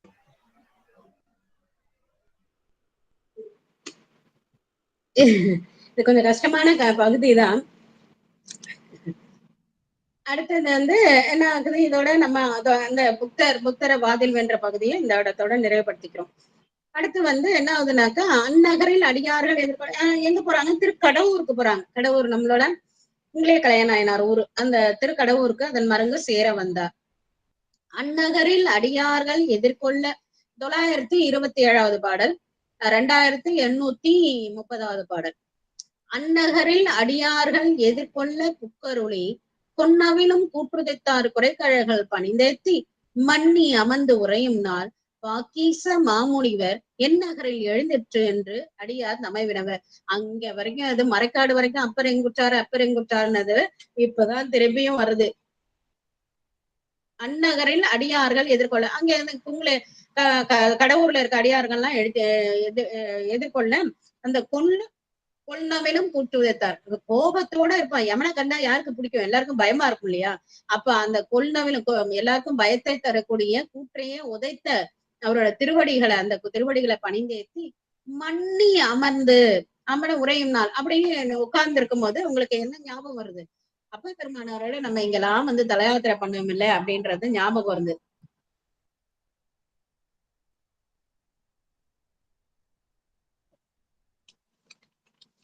ஐநூத்தி 68 பாருங்க. திருமறையோர் தலைவர் தாம் அருளை செய்ய திருமணத்தில் அங்க வந்துட்டு அந்த அவர்களை நம்ம வீழிமேலை இங்க இருந்துதான் வீழிமேலைக்கு போறாங்க. வீழிமேலைக்கு போயிட்டு பல்லக்கில ஏறி வீழிமேலைக்கு போயிட்டு வீழிமேல காசு பெற்றது, அதுக்கப்புறம் மறைக்காட்டுல பிரிஞ்சது, இதெல்லாம் வந்து முன் நினைவுகள்லாம் தோன்றுது நம்மளுக்கு. நம்ம அப்பசுவாமியோட இங்கெல்லாம் வந்தோமே, திரும்ப அங்க வந்து அப்பசுவாமி இங்கே நீர் புனல் நாட்டில் இருப்பீர் என்ன சொல்லிட்டு போனோமே அப்படின்னு நினைவு வருது. மன்னி அமர்ந்து உரையும் நாள் அங்க இருக்கும் பொழுது, அந்த கடவுர்ல இருக்கும் பொழுதுதான் அப்பசுவாமியோட நினைவு வருது. உடனே வாக்கீச முனிவர் என்ன கரையில் எழுந்துட்டேன், நம்ம அப்பெருமான் எங்க இருக்க அப்படின்னு அடியார அவங்க எல்லாம் அவங்க சொல்றாங்க. அவங்க எல்லாம் வணங்கிட்டு அவனும் அடி போற்றி ஆண்டரசு எழுந்தருளி பொங்கு புனல் பூந்துரத்தி நகரின் கண் போற்று செத்து தங்க திரு தொண்டு செய்யும் மகிழ்ச்சியினால் சாந்தருளி எங்கும் நிகழ்ந்திட இருந்தபடி எல்லாம் சப. அப்ப பூந்துரத்தில சொல்லும் போதே அவங்க சொல்றாங்க, இத மாதிரி நம்ம அப்பசுவாமி அவங்க நம்மளை விட்டு போனாங்க இல்லையா, அப்புறம் வந்து பழையாறை வடதலையில போய் நோன்பு இருந்து சாமி எழுப்பினாது, அப்புறம் அந்த கைலாயத்துக்கு போயிட்டு வந்தது, அங்க சாமி கைலாயம் காட்சி கொண்டது, திருவையாறுல கைலாய காட்சி கொண்டது, இது எல்லாத்தையும் அவங்கள தெரிஞ்சு வச்சுட்டு அவங்க எல்லாரும் சொல்றாங்க, இப்ப வந்து அப்பசுவாமி எங்க இருக்காருன்னா பூந்துருத்தில தான் இருக்காரு அப்படின்றத எங்கும் நிகழ்ந்திட இருந்தபடி எல்லா இடத்துலயும் நடந்ததையும் கதையா போன கதை வந்த கதை எல்லாத்தையும் சொல்லிட்டு எல்லாத்தையும் சொல்லிடுறாங்க. அப்பரிசு அங்கு அவர் மொழி அவ்வளவு இப்படி பெருமை பெற்ற அந்த வார்த்தைகள் எல்லாம் அவங்க சொன்ன உடனே ஆண்ட அரசனை காணும் ஒப்பரிய பெருவிருப்பு மிக்கவங்க, இதுக்கு மேல பெருமானாரை பார்க்க முடியாது, அப்பசுவாமியை பார்க்காத இருக்க முடியாதுன்ற எண்ணம் வந்த உடனே ஒளி பெருகு மைப்பொருவு கரை கண்டார் கழல் வணங்கி. கருப்பாதான் இருக்கு ஆனா பயங்கர ஒளியா இருக்குதான். அதான் ஒளி பெருகு மைப்பெருவு பொருவு கரை கண்ட கழல் வணங்கி அங்க இருக்கக்கூடிய நம்மளோட கடவுள் பெருமானார்ட்ட திருவடிகளை வணங்கிட்டு அருள் பெற்று அவர்கிட்டையும் உத்தரவு வாங்கிட்டு செப்பரிய புகழ்ப்புகழி பிள்ளையார் செல்கின்றார். அப்ப என்ன பண்றாங்க, இதெல்லாம் சொல்லிட்டு போறாங்க. நம்ம இதெல்லாம் நினைச்சிட்டு சாமியை நம்ம எப்பயும் அப்ப சாமியை போய் பார்க்கணும். பூவிரியும் தனம் சோலை புடைபரப்ப புனல் பறக்கும் காவிரியின் தென்கரை போய் கண்ணுதலார் மகிழ்ந்த இனம் மேவி இனிதமர்ந்து இறஞ்சி விருப்புரிமை தொண்டரோடு நாவரசர் சண்பை நகர் அரசன் அன்வார். நாவரசரை பார்க்கணும் அப்படின்னு சொல்லிட்டு நம்மளோட சண்பை நகர் அரசர் ஆகிய பிள்ளை பெருமானார் போறாங்க. எங்க அழக பூவால விரிச்சு எல்லா பக்கத்துலயும் புனல் தண்ணீரை கொண்டு போய் குளத்துல கிணத்துல ஏரியில எங்க வந்தாலும் பைப்ல எங்க வந்தாலும் அது காவிரி தண்ணி தான். பைப்ல வந்தா கார்பரேஷன் பைப்ல வந்தாலும் சரி, குளத்துல வந்தாலும் சரி, கிணத்துல வந்தாலும் சரி, குடத்துல வந்தாலும் சரி, கேன்ல வந்தாலும் சரி, அது காவிரி தண்ணி தான் சோழ நாட்டுல இல்லைங்களா. அந்த காவிரி இருக்கக்கூடிய அந்த நாட்டுல கண்ணுதலார் நெற்றிக்கண்ணையுடைய சிவபெருமான இருக்கக்கூடிய தலங்கள்லாம் வழிபாடு செய்துட்டு போறாங்க. அந்தனர் சூளாமணியார் பூந்துருத்திக்கு அனித்தாக வந்தருளும் பெருவார்த்தை பெருவாழ்வு பெருவார்த்தை. எது வார்த்தைனாக்கா ஞானசம்பந்தர் பத்தி பேசுறதெல்லாம் பெருவார்த்தை. இத நம்மளோட பிள்ளை பெருமானார் வராருன்ற அந்த பெருவார்த்தையை நம்ம அப்பசாமி கேட்டுட்டாங்க காதுல, அவங்களோட திருச்செவியில விழுந்துருச்சு. அந்த பெருவார்த்தை என்ன அழகு பாருங்க, பெருவார்த்தையும். வாக்கீசர் கேட்டருளி நந்தமை ஆளுடையரை நாம் எதிர்ச்சென்று இறைஞ்சுவது முந்தை வினை பயன். அப்ப ஏன்னா இறைவர் வந்த இப்ப தேர்ல சாமி வராருன்னா அவர் வரட்டும் நிப்போமா, ஓடி போய் பார்ப்போம் இல்லைங்களா? அவருக்கு சாமியும் ஒண்ணுதான், ஞான பிள்ளையாரும் ஒண்ணுதான். அப்ப உடனே இறைவனை போன்றே நினைக்கிறார். அதான் நம் தம்மை ஆளுடையார், நம்மளால ஆளக்கூடிய பெருமானார் அவரு ஆளுடை பிள்ளையார், சுவாமியால ஆளப்பெற்றவர். ஆனா நம்ம ஆள்றவர் யாருன்னா நம்ம காழி பிள்ளையார் தான். அவரை போய் நாம எதிர்கொண்டு வணங்குறதுதான் முறைமை. அதுதான் முந்தை வினை பயன். அது முந்தை வினை பயன், நல்வினை பயன் இருந்தாதான் அவரை வணங்க முடியும் அப்படின்னு நினைச்சுக்கிட்டு முகமலர நினைச்ச மாத்திரத்துல முகமும் மலர்தான், மனசும் மலர்தான். எது சென்று பணிவன் என எழுகின்ற பெருவிருப்பால் நதி தங்கு சடைமுடையா நற்பதங்கள் தொழுது. ரொம்ப அழகா சொல்றாரு, நற்பதங்கள் தொழுது. ஞானசமுத்திர போய் வணங்க போறாரு. அதுக்கு சாமியை வணங்கிட்டு போகணும்னாக்கா இவர் என்ன நினைக்கிறார், அவரை சுமக்கணும்னு நினைக்கிறார். அவர் பல காலம் நம்மளோட அப்பர் பெருமானாரும் பிள்ளை பெருமானாரும் ஒன்னாதான் தல யாத்திரைக்கு போனாங்க. அங்க இருக்க அடியார்களுக்கெல்லாம் நம்ம அப்பசாமியை தெரியாதா என்ன? தெரியும். அப்படி இருக்கும் பொழுது இவர் போய் அவரை வணங்கணும், யாருக்கும் தெரியாம வணங்கணும், அது முத்துச்சிவியை தாங்கணும், இதெல்லாம் நினைக்கிறாங்க. அப்ப இதெல்லாம் நடக்கணும்னா அதுக்கு சுவாமியோட திருவருள் வேணுமா? அதனால நற்பதங்க சுவாமியை வணங்கிக்கிறாங்க. சுவாமி நான் போய் இந்த சிவிகையை தாங்கணும், என்னை யாரும் கண்டுபிடிச்சிடக்கூடாது அப்படின்னு வணங்கிக்கிறாங்க. அதான் நதி தங்கு சடைமுடையா நற்பதங்கள் தொழுது அந்த 11 புறப்பட்டு, அப்ப பூந்துரத்துல இருந்து கலந்து வந்துட்டாங்க. புறப்பட்டு பரசமயம் சிதைத்தவர்பால் முதிர்கின்ற பெருந்தவத்தோர் முன்னைத வந்தணிந்தார். என்ன பண்றாரு, அங்க பரசமயம் சிதைத்தவர்பால், பரசமயம் சைவத்தையும் மன்னிக்கணும், சமணத்தையும் பௌத்தத்தையும் சிதைத்துட்டு இங்க அப்படியே வெற்றியோட வருகிறாங்க இல்லையா நம்மளோட பெருமானார். அவங்கள வாங்கணும், அப்படி அவங்கள வணங்கணும்னு சொல்லிட்டு போறாங்க. திருச்சின்னம் பணிமாற கேட்ட நாள் திசை உள்ளோர் பெருக்கின்ற ஆர்வத்தால் பிள்ளையார் தமை சொந்த.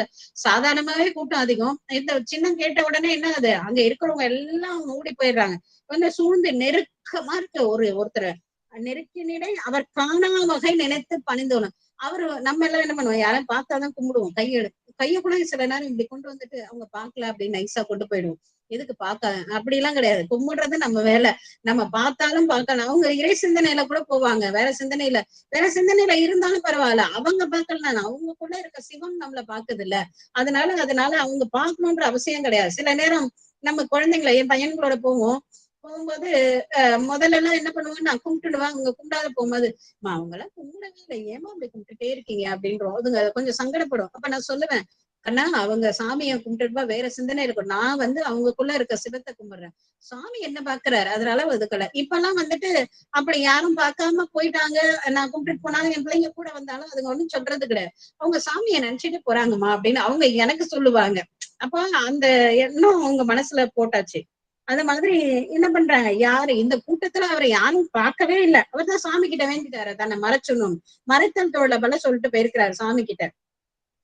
வந்தணிந்த வாக்கீசர் வன்புகழி வாழ்ந்த சந்தமனை இந்த சிவிகை போகும்போது நம்மளாம் இப்போ சாமி ரூம்ல எல்லாம் ஒரு மணி கதை வச்சிருக்கோம்ல, இப்படி சாத்தும் போதும் திறக்கும் போதும் ஒரு கிணக்குன்னு ஒரு மணி சத்தம் இருக்குங்க. அது மாதிரி நம்மளோட பிள்ளை பெருமானோட சிவிகையில அந்த மணி சத்தம் இருக்குமா. அந்த சிவிகை அவர் வரும்பொழுது கிணக்குன்னு அந்த மணி சத்தம் இருக்கும். அந்த மணி கூட எப்படிமா சாதாரணமா ஒழிக்காதான், சந்தத்தோட ஒழிக்குமா. அப்ப என்னது கம்பன் வீட்டு கட்டுத்தரையும் கவி பாடுன்றாங்க. அப்ப எங்க பிள்ளையார் பெருமானாரோட பல்லக்கு மட்டும் சந்தம் பாடாதான் என்ன? சந்தமணி சிவிகையினை தாங்குவார் உடன் தாங்கி, ஏற்கனவே நிறைய பேர் தாங்கிட்டு இருக்காங்க, அதுல போயிட்டு நம்ம பெருமானாரும் ஆஹா இந்த சிவிகை தாங்கிறதுன்றது ஐயோட அப்படி ஒரு அற்புதமான ஒரு உணர்வு. சிந்தை கழிப்புற வந்தார், சந்தோஷம் தாங்கவில்லை. அதை பெருவாழ்வுன்ட்டாரு. சாமியை சுமந்தா எப்படி இருக்குமோ அப்படி சாமியை கூட எல்லாரும் சுமந்துட முடியும், பிள்ளை பெருமானாரை சுமக்க முடியுமா? ஆனா திருஞான சம்பந்தர் புந்தியினில் வேறு ஒன்று நிகழ்ந்திட முன் புகழ்கின்றார். ஆனா இவரோட அன்பு, இவரோட பிரார்த்தனைய சாமி என்ன பண்ணிட்ட, மறைச்சிட்டார். பிரார்த்தனை என்ன பண்ண, அப்ப சுவாமி என்ன மறைச்சிட்டார். ஆனா அவருக்கு ஒரு அன்பு இருக்கு, அவருக்கு ஒரு சக்தி இருக்கு இல்லையா, நம்ம பிள்ளை பெருமானாருக்கு சாமி மேல அன்பு இருக்கு, அப்ப சுவாமி மேல அன்பு இருக்கு. தன்னோட அப்பாவா நினைக்கக்கூடிய அப்பர் பெருமானார் இங்க இருக்கிறாருன்றது அவர் புந்தியில அவரோட மனசுல தெரியுது. வேறொன்று நிகழ்ந்திட முன்புகள் அவருக்கு மனசுல இங்கதான் எங்கேயோ அப்பா சுவாமி இருக்கிறாருன்றது தெரிஞ்சிடுது. தெரிஞ்ச மாத்திரத்துல அவர் கேட்கிறாரு, அப்பர்தான் எங்குற்றார் இப்பொழுது, இப்ப எங்க இருக்கார் சுவாமி, அப்ப சுவாமி அப்படின்னு கேட்கிறார்.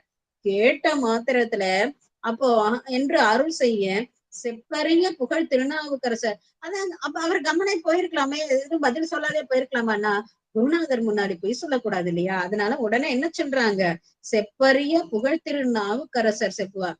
அப்பூதி அடிகளார் அது மாதிரிதான், அவரோட மகன் இறந்து போறாரு, அந்த பாயில சுத்தி ஒரு பக்கமா வச்சுக்கிறாங்க, தடுமாற்றமே இல்லாத அவங்க திரும்ப செய்ய வைக்கிறாங்க. ஆனா இவர் மனசுல ஒரு தடுமாற்றம் வருது. யாரு, அப்ப சுவாமியோட மனசுல இந்த குழந்தை எங்கன்னு கேக்குறாரு. அப்போ இங்க அவன் உதவான்னு முதல்ல சொல்லிடுறாங்க. இல்ல இல்ல எனக்கு ஏதோ தோணுது, நீங்க உண்மையை மெய்விரித்து கூறும்ன்றாங்க. அப்ப அவங்க மறைக்கலாம், ஏன்னா குருநாதர் முன்னாடி பொய் சொல்லக்கூடாதுன்றதுக்காக அவங்க அந்த விஷயத்த அப்படியே சொல்லிடுறாங்க இல்லைங்களா? அதே மாதிரி அந்த அங்கேயும் அவர் சுவாமி அவரோட சக்தின்னு ஒண்ணு இருக்குல்ல, அதுல கண்டுபிடிச்சிடுறாரு. அதே மாதிரி இங்கேயும் நம்ம பிள்ளை பெருமானார் கண்டுபிடிச்சிடுறாங்க. அப்போ செப்பரிய புகழ் திருநாவுக்கரசர் செப்புவார், ஒப்பரிய தவம் செய்தேன். இங்கே கீழே இருந்து ஒரு அருள் வருது, ஒப்பரிய தவம் செய்தேன் ஆதலினால் உம்மடிகள் இப்பொழுது தாங்கி வர பெற்று உயிர்ந்தேன் யான் அப்படின்னு சொல்ற. என்னன்னா, நான் ரொம்ப திருத்தொண்டன் உரைப்பினாங்க மறைத்தால் கூட கேட்ட உடனே என்ன சொல்றாரு, நான் பெரிய தவம் பண்ணேன், உங்களோட சிவிலிய சுமந்து நான் வரக்கூடிய வந்து உய்தி அடைஞ்சிட்டேன் அப்படின்றாரு. அதாவது உம்மடிகள்னு அப்பசுவாமி சொல்றாரு. அப்பசுவாமி ரெண்டு பேரையும், சாமியும் நம்மளோட பிள்ளை பெருமானாரையும் ஒன்றாக பார்த்தாருன்றதுக்கு இந்த இடம் ஒரு அற்புதமான இடம்.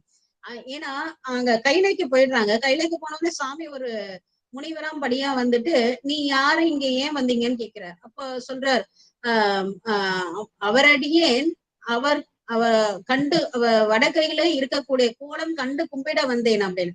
நான் சிவபெருமான் இருக்காரு இல்லையா, வண்டுலாங்குழல் மழலாளோடு வீட்டிருக்காரு இல்லையா, இந்த சுவாமியோட அடியான் நானு, அவரை கண்டு கும்பிட வந்தேன்னு அந்த முனிவர்கிட்ட பதில் சொல்லுவாரு. அதே மாதிரி அவரோட அடியான்னு சொல்லுவாரு. இங்க வந்து யாரோட அடியாரா, சிவபெருமான நம்மளோட ஞான பிள்ளையாரோட அடியாருன்னு சொல்ற. அப்ப அவரை பொறுத்த வரைக்கும் சாமியும் ஒண்ணுதான், ஞான பிள்ளையாரும் ஒண்ணுதான். பொதுவாவே அடியார்கள் எல்லாருமே இறைவனுக்கு ஈக்குவலா தான் அவங்க பார்ப்பாங்க. இருந்தாலும் ஞான சம்பந்தர் சுவாமியே பாக்குறாரு, அவர் அத பாக்குறாரு.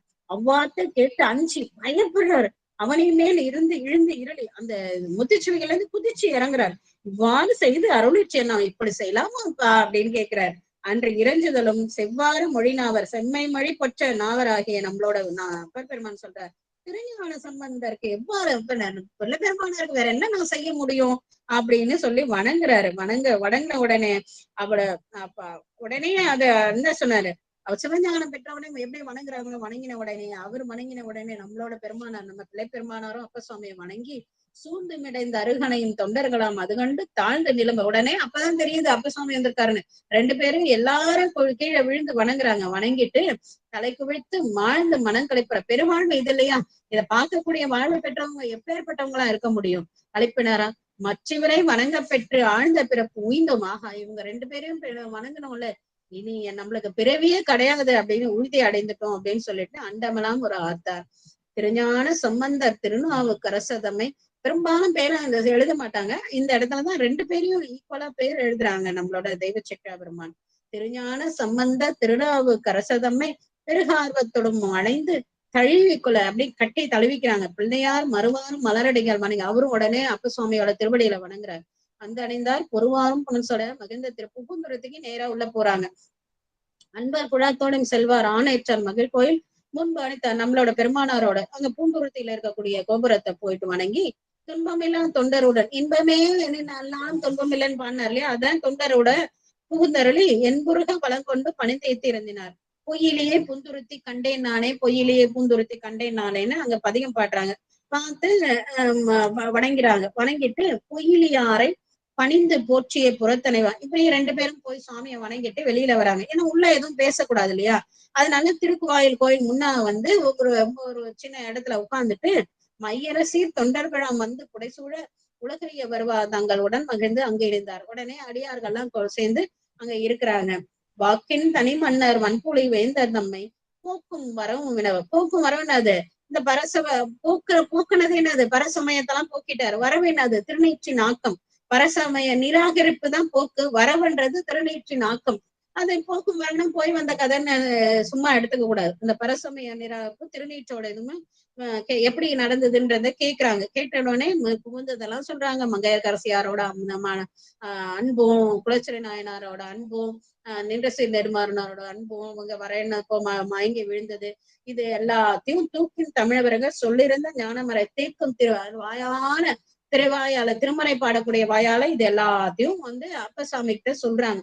அப்ப உடனே சொன்ன காழின்னு வந்த கவுனதம் போரேற்றை ஆழ்மிசை கல்மதிப்பில் வந்தார் அடிவணங்கி வாழி திருத்தொண்டனும் ஆண்பயதான் ஒங்குதற்கு சூடும் பெரு வேலி யானேர் என தொழுதார். உடனே என்ன பண்றாங்க, இப்போ ஒரு ஒரு ஒரு ஒரு பயிர் வரணும்னா என்ன பண்ணும், உழவு பண்ணும், எருவிடணும், களை கட்டணும், நீர் பாய்ச்சணும், காக்கணும் இல்லைங்களா? இது எல்லாத்தையும் இப்ப என்ன பண்ணாங்க, உழவு பண்ணி எல்லாத்தையும் எடுத்துட்டாங்க, எரு விட்டாங்க, நல்ல திருப்பதிகங்கள் கொடுத்துட்டாங்க, களையெல்லாம் பௌத்த சமணம் இந்த களையெல்லாம் எடுத்துட்டாங்க. அப்போ திருமறைன்ற நீரை பாய்ச்சிட்டு காத்துறதுக்கு யாரு, மங்கையர்க்கரசி அம்மையார் நம்மளோட நின்றசை நிர்மான குலச்சிறை நாயனாரெல்லாம் வச்சுட்டு வந்திருக்காங்க. அதனால என்ன சொன்ன, சைவன்ற பயிருக்கு நீங்க என்னன்னு ஒரு பெரிய வேலி ஆயிட்டீங்க அப்படின்னு சொல்லிட்டு அப்பசாமி வணங்குறாங்க. பிள்ளையாரும் என்ன பண்றாங்க, அப்பசாமியை வணங்கிட்டு வெள்ளமனையா புகழ்மானியார் அவங்க எல்லாத்தையும் சொல்றாங்க. நம்மளோட அம்மையாரோட பெருமையும், குலச்சிறையனாரோட தொண்டு, இது எல்லாத்தையும் பெருமையெல்லாம் சொல்றாங்க. அது அப்ப சொல்ற தென்னவர்க்கு உயிரோடு நீரழுத்து, அவங்க உயிரைதான் கேட்டாங்க, ஆனா நீரழுத்தி நீங்க என்ன சொல்லிட்டீங்க, செங்கமலத்து அன்னம் அன்னையாருக்கும் அமைச்சருக்கும் அன்பருளி, அவங்களுக்கு அன்பு அருளி துண்ணு வைதிகத்தின் தூணறி ஆக்குதா மண்ணு புக வாக்கீசர் கேட்டு மனம் மகிழ்ந்தார். சொல்லின் பெருவு இந்த தொண்டை வள நாடேது அழுது பொழு காஞ்சி ஏங்காம்பரம் மண்ணும் செல்வர் கழப்பணிந்து சென்றதெல்லாம் செப்புதலும் புல்குனூர் மாபுரம் போய் போற்ற புணுங்க. உடனே இவர் இந்த பக்கம் போனதெல்லாம் சொன்னாரா, சொன்ன உடனே அப்ப இவர் சொல்றாரு, நம்ம அப்பசாமி என்ன சொல்றாங்க, காஞ்சிபுரம் போனது, அங்கே திருக்காலத்தி போனது, கைலாயம் போனது, ஒற்றியம் போனது, இது எல்லாத்தையும் அவங்க சொல்றாங்க, இங்க எல்லாம் போனேன் வந்தேன் அப்படின்றத அவங்க சொல்றாங்க. அப்ப காஞ்சிபுரம்னா சொன்ன உடனே நம்மளோட பிள்ளை பெருமானாருக்கு இங்க போய் சாமியெல்லாம் பார்க்கணும் அப்படின்றத மனசுல வந்துருச்சு.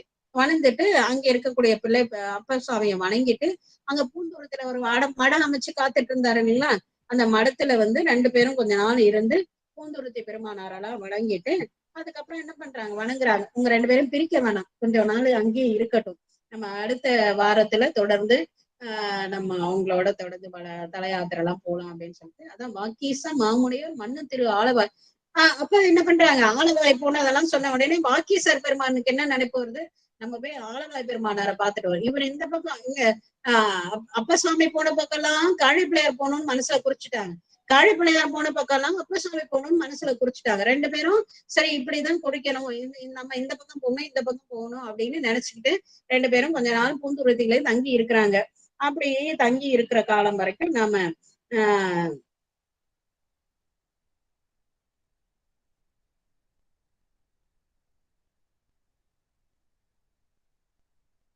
ஓகே தங்கி இருந்து மத்த தலங்கள்லாம் இது பண்றாங்க, தலங்களும் போறாங்க. அது அவங்க ரெண்டு பேரும் தங்கிறது பிரிக்க எனக்கு மனசு இல்லாதால நம்ம இந்த இடத்தோட இன்றைய வகுப்பை நிறுத்துறோம். இதுக்கப்புறம் பின்னூட்டம், உங்களோட சந்தேகங்கள் இது எல்லாத்தையும் கேளுங்க. நம்ம இந்த பகுதியை சிந்திக்கிறதுக்கு அருள் கூட்டி வித்த நம்மளோட திருவருளுக்கும் நன்றி கூறி இன்றைக்கு வகுப்புக்கு வந்த அனைத்து அடியார் பெருமக்களையும் வணங்கி வாய்ப்புக்கும் நன்றி கூறி விடைபெறும். திருச்சிட்டம்பலம் திருச்சிட்டம்பலம் திருச்சிட்டம்பலம். சிவாய நமமா. திருச்சிற்றம்பலம். சாருமதி அம்மா உங்க கருத்தை சொல்லுங்க இன்னைக்கு. சாருமதி அம்மா. அம்மா திருவடி வணக்கம்மா. சிவாய நமமா.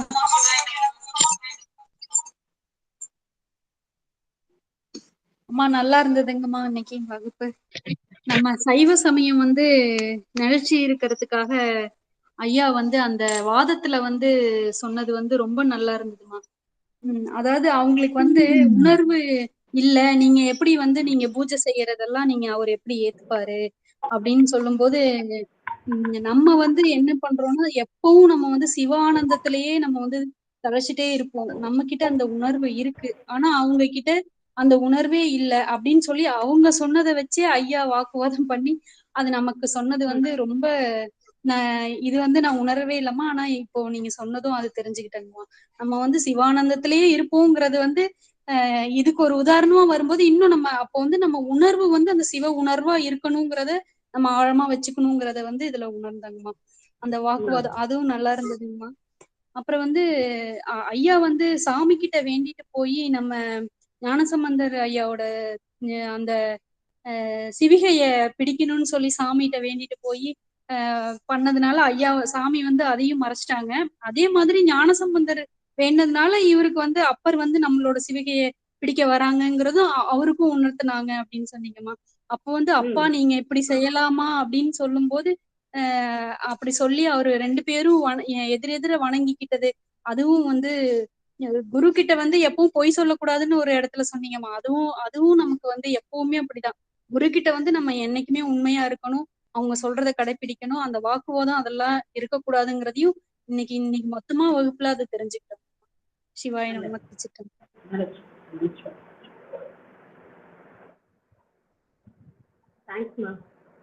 சிறப்பு சிறப்பு. தனபாக்கியம்மா பேசுங்க. தனபாக்கியம்மா. சிவாய நம்மம்மா. அம்மா சாந்தாம்மா, இந்த நம்ம ஞானசம்பந்தருக்கு வந்து நிறைய பேரு சொல்றாங்க இல்லையா? தமிழாகாரர், காளிப்பிள்ளையார், சண்பை வேந்தர் அப்படின்ற மாதிரி. அது மாதிரி இந்த ஆசினி அப்படின்ற அந்த வார்த்தையை வச்சு அவருக்கு ஒரு பேர் வருங்களம்மா. எனக்கு அந்த பேரு என்னன்னு சொல்லுங்க. என்னது?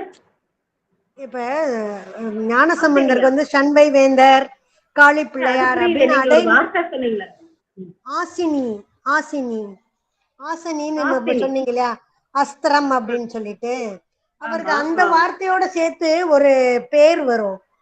அது எங்கேயோ படிச்சிருக்கேன், எனக்கு அது ஞாபகம் இல்ல. அது இப்ப நீங்க சொல்லவும் அவருக்கு அந்த மாதிரி ஒரு பேர் இருக்குல்ல அப்படின்னு தோணுச்சு. அது தெரிஞ்சா கொஞ்சம் சொல்லுங்க. அதான் குரூப்ல போட்டுறேன்.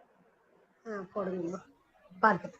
நன்றிம்மா. வேற மற்றபடி வகுப்பு எப்பயும் போல நல்லா இருந்ததுங்கம்மா. நன்றி நன்றி நன்றி. முத்துலட்சுமி அம்மா பேசுங்க. அம்மா திருவடி வணக்கம்மா. சாந்தாம்மா திருவடி வணக்கம்மா. இன்னைக்கு ரொம்ப நல்லா இருந்ததுமா. அதாவது முதல்ல தெளிச்சேரியிலேருந்து வரும்போது சங்கு தாரை முழங்க அவங்க எல்லாரும் வாராங்க. வந்ததை கேட்டும்போது அப்போ அங்கே இது சாக்கியர்கள்லாம் அதை பொறுக்க முடியாமல் ஏதோ சத்தம் ரொம்ப இதாக இருக்குது, இது நமக்கு சரியில்லைன்னு சொல்லிட்டு அந்த ஒரு புத்த நந்திங்கிறவர்கிட்ட போய் சொல்கிறாங்க. அவருக்கு வந்து இந்த சத்தம் அவ்வளோ வந்து இரும்பு கம்பி வந்து குத்துற மாதிரி, அவரால் குத்துற மாதிரி அவருக்கு கேட்குது. அதனால அவர் அவ்வளோத்தையும் எடுத்து வாங்கி அவ்வளோத்தையும் கீழே போட்டு இது பண்ணிடுறாரு. அதை வந்து சில பேர் போய் அவர் நம்ம காளிப்பிள்ளையார்கிட்ட போய் சொல்ல போகிறாங்க. அதுக்கு வந்து அவரோட எல்லாத்தையும் தூக்கியே எரிஞ்சிட்டாங்க. அதை போய் சில பேர் சொல்ல போயிட்டாங்க. சில பேர் வந்து அவர் அதாவது அதை அவர் சொல்ல சொல்ல அந்த பாடெல்லாம் எழுதுகிற ஒரு பேர் சொன்னீங்க, சம்பந்த சரணாலய சரணால். அவர் வந்து என்ன பண்ணுறாரு, இந்த இதை கேட்ட உடனே கோபத்தில் அவருக்கு வந்து சாபம் கொடுத்த மாதிரி ஒரு தலையும் உடம்பு தனித்தனியாக இது பண்ணுற மாதிரி சொல்லிடுறாரு. அதே மாதிரி அவரோட இது இவருங்கிறதுனால அந்த இது கேட்ட உடனே அது மாதிரி அவரோட தலையும் உடம்பும் தனித்தனியாக விடுது. இதையும் போய் சில பேர் சொல்ல போகிறாங்க. அவர்கிட்ட போய் சொல்கிறதா சொன்னீங்கம்மா. அடுத்த பாட்டில் வந்து சம்பந்தர் வந்து அந்த இதை சொன்ன உடனே அதை பார்த்து அவ்வளோ பேருமே பயந்து நடுங்கிட்டாங்க. சில பேர் அவரை தனியாக இருக்கிறத போய் கூறிட்டாங்க. அப்புறம் அவர் வந்து அந்த இதுவும் மந்திர தந்திரத்தினாலையா இல்லை சைவ நெறி உயர்வா என அவங்க வந்து மனசுக்குள்ளே எண்ணினாங்க. ஆனாலும் அவங்களுக்கு வந்து அது தோணலை. ஆனாலும் இது மந்திர தந்திரம் தான் அப்படிங்கிறதுல அவங்க ரொம்ப உறுதியாக இருந்தாங்க. அப்போ சாமி வந்து வாதத்திற்கு நம்ம இது பண்ணணும்னு சொல்லிட்டு கூப்பிடுறாங்க. அதே மாதிரி அவர் வந்து அவர் அப்படி ஒரு கம்பீரமாக அதை சொன்னீங்கம்மா. அந்த இது ரொம்ப அழகாக இருந்தது. அவர் அப்படி மேலே நின்றுட்டு அந்த கம்பீரத்தோட நான் ரெடி, வாதத்துக்கு வாங்க, என்ன நடக்குன்னு பார்க்கலாங்கிறதுல மாதிரி உட்கார்ந்துருக்கிறதா சொன்னீங்கம்மா. அது ரொம்ப நல்லா இருந்தது. ஆனால் வந்து வாதம் பண்ணது அவ்வளவும் அவர் யார் சம்பந்த இவர் தான் பண்ணாருன்னு சொன்னீங்க. அவர் வாதம் பண்ணுற ஒவ்வொரு வார்த்தையும் நீங்கள் சொல்லும்போது சைவத்து உள்ளவங்க, அதாவது நமக்கு அவங்க சொல்கிறத எவ்வளோ அழகாக அவர் புரிஞ்சு அதுக்கு பதில் சொல்கிறது வந்து ரொம்ப பெருசாக அது வந்து அழகாக சொன்னீங்கம்மா. அதாவது அவர் வந்து பெருமானை வணங்கிட்டு நின்று, அதாவது முத்திக்கு போனது கடவுள் எப்படி, யார் முத்திக்கு எப்படி போனீங்க அதை அதை சொன்னாதான் இதுங்கிறத சொன்னீங்கம்மா. அவர் சொன்னதையும் சொன்னீங்க. அதாவது தானம் தவம் யோகம் இதை செய்து ஞானம் வந்து முக்தி பெற்றார். அதை வந்து புத்தகமாக எழுதி வச்சிருக்கிறதா அந்த புத்தகத்தோட பேரையும் சொன்னீங்க. ஆனால் வந்து இவர் திரும்ப அதை கேட்கும்போது அவருக்கு வந்து அவங்க சொல்கிறது வந்து எல்லாமே, அதாவது அவங்க எல்லாமே இந்திரிய இதெல்லாம் இழந்தாலும் அவங்களுக்கு நாங்கள் செஞ்சாலும் அவங்க வந்து அதை வந்து இது பண்ணிக்கிடுவாங்க, அது மூலமாக எங்களுக்கு வந்து ஞானம் கிடைக்கும் அப்படிங்கிறத சொன்னாங்க. ஆனால் நீங்கள் அது வந்து சரி வராதுங்கிறத அவர் சொல்லி சைவம் தான் சிறந்ததுங்கிறத வந்து அந்த இடத்துல நிலநாட்டி அவ்வளோ பேருமே சைவத்துக்கு மாறினதா சொன்னீங்கம்மா. அடுத்தால அப்பர் பெருமானை பார்க்க போகிறோங்கிறத அந்த இடத்த சொல்லும்போது ரொம்ப நல்லா இருந்துமா. அதாவது அந்த போன உடனே அவர் கூட போனது நம்ம என்னெல்லாம் பண்ணோம் அப்படிங்கிறத வந்து அவர் அந்த இடத்துக்கு போன உடனே புரிஞ்சுக்கிறத வந்து ரொம்ப அழகாக இருந்ததுமா. அந்த இடம் சொல்லும்போது ரொம்ப அழகாக இருந்தது. அதே மாதிரி அவர் வந்து அப்பர் பெருமார் வந்து அவர் போன இடத்துக்கு நம்ம போகணுன்னு அவர் நினச்சதும், இவர் பிள்ளையார் வந்து அவர் போன இடத்துக்கு தான் போகணுங்கிறத நினைக்கிறதும் ரொம்ப நல்லா இருந்துச்சு. 2 பேரும் உட்காந்து, அதாவது கோயிலில் உட்காந்து பேசக்கூடாதுங்கிறது வந்து ரொம்ப அழகாக இப்போ கோயிலே எல்லாமே சொல்கிறாங்க. கோயிலில் சில பேர் கதை பேச உட்காரும் போதே சொல்லிக்கிறாங்க. வெளியில் போய் அதை வந்து அவங்க திருஞான நம்ம காளி பிள்ளையாரும் திருநாவுக்கரசரும் அழகாக செஞ்சுருக்காங்க. அதுவும் கோயிலில் இதெல்லாம் பேசக்கூடாதுன்னு வெளியே வந்து மடத்தில் உட்காந்து அவர் எங்கெல்லாம் போனார், என்னென்னலாம் பண்ணாருங்கிறத அவர் சொன்னதும், இவர் எங்கெல்லாம் போனார், என்னென்ன பண்ணாருங்கிறத அவர் சொன்னதையும் அவ்வளோ அழகாக தெளிவாக சொன்னீங்கம்மா. அது ரொம்ப நல்லா இருந்துச்சு. நீங்கள் சொன்ன மாதிரி 2 பேரையும் கொஞ்ச நாளைக்கு பிரிக்காமல் 2 பேரும் அந்த மடத்தில் இருக்கிறத நம்ம ரசிச்சுட்டு அடுத்த வாரம் அடுத்ததை கேட்கலான்னு நீங்கள் ரொம்ப நல்லா இருந்ததுமா. ரொம்ப சந்தோஷமா. நன்றிங்கம்மா. நல்ல அற்புதமா சொன்னீங்க. ஏன்னா இந்த பகுதி எப்பயுமே எடுக்கும் போது ஒரு சங்கடம் இருந்துட்டே இருக்கும். எவ்வளவு தூரம் புரிய வைக்க முடியும்னு எனக்கு ரொம்ப சந்தோஷமா இருந்தது, இந்த அளவுக்கு புரிய வைக்க முடிஞ்சதுன்றது. அதுவும் இல்லாம அவங்க பேசுறது வந்து இறைவனை பத்தின விஷயம்தான். இந்த பெரிய புராணத்துல என்ன படிக்கிறோமோ அதான் அவங்க பேசுறாங்க. அதை கூட அவங்க வந்து வெளியில வந்துதான் பேசுறாங்க. நம்ம பேசுற மாதிரி வெட்டி நாயம் கூட கிடையாது.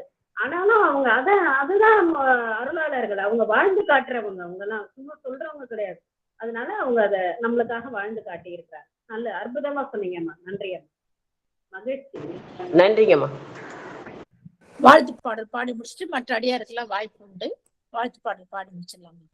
வான்மிகில் வழாது பெய்க மலிவலம் சுரக்க மன்னன் கோன்முறை அரசு செய்க குறைவிலாது உயிர்கள் வாழ்க நான்மறை அறங்கள் ஓங்க நர்தவம் வேள்வி மல்க மேன்மைக்குள் சைவ நீதி விளங்குக உலகமெல்லாம் மேன்மைக்குள் சைவ நீதி விளங்குக உலகமெல்லாம் ஆறிரு தடந்தோள் வாழ்க அருமுகம் வாழ்க வெற்பை கூறு செய்தனிவேல் வாழ்க குக்குடம் வாழ்க செவ்வேல் ஏரிய மஞ்சை வாழ்க யானை தன் அணங்கு வாழ்க மாறிலா வள்ளி வாழ்க வாழ்க சீரடியார் எல்லாம் மாறிலா வள்ளி வாழ்க வாழ்க சீரடியார் எல்லாம் வாழ்க சீரடியார் எல்லாம். திருச்சிற்றம்பலம். திருச்சிற்றம்பலம்.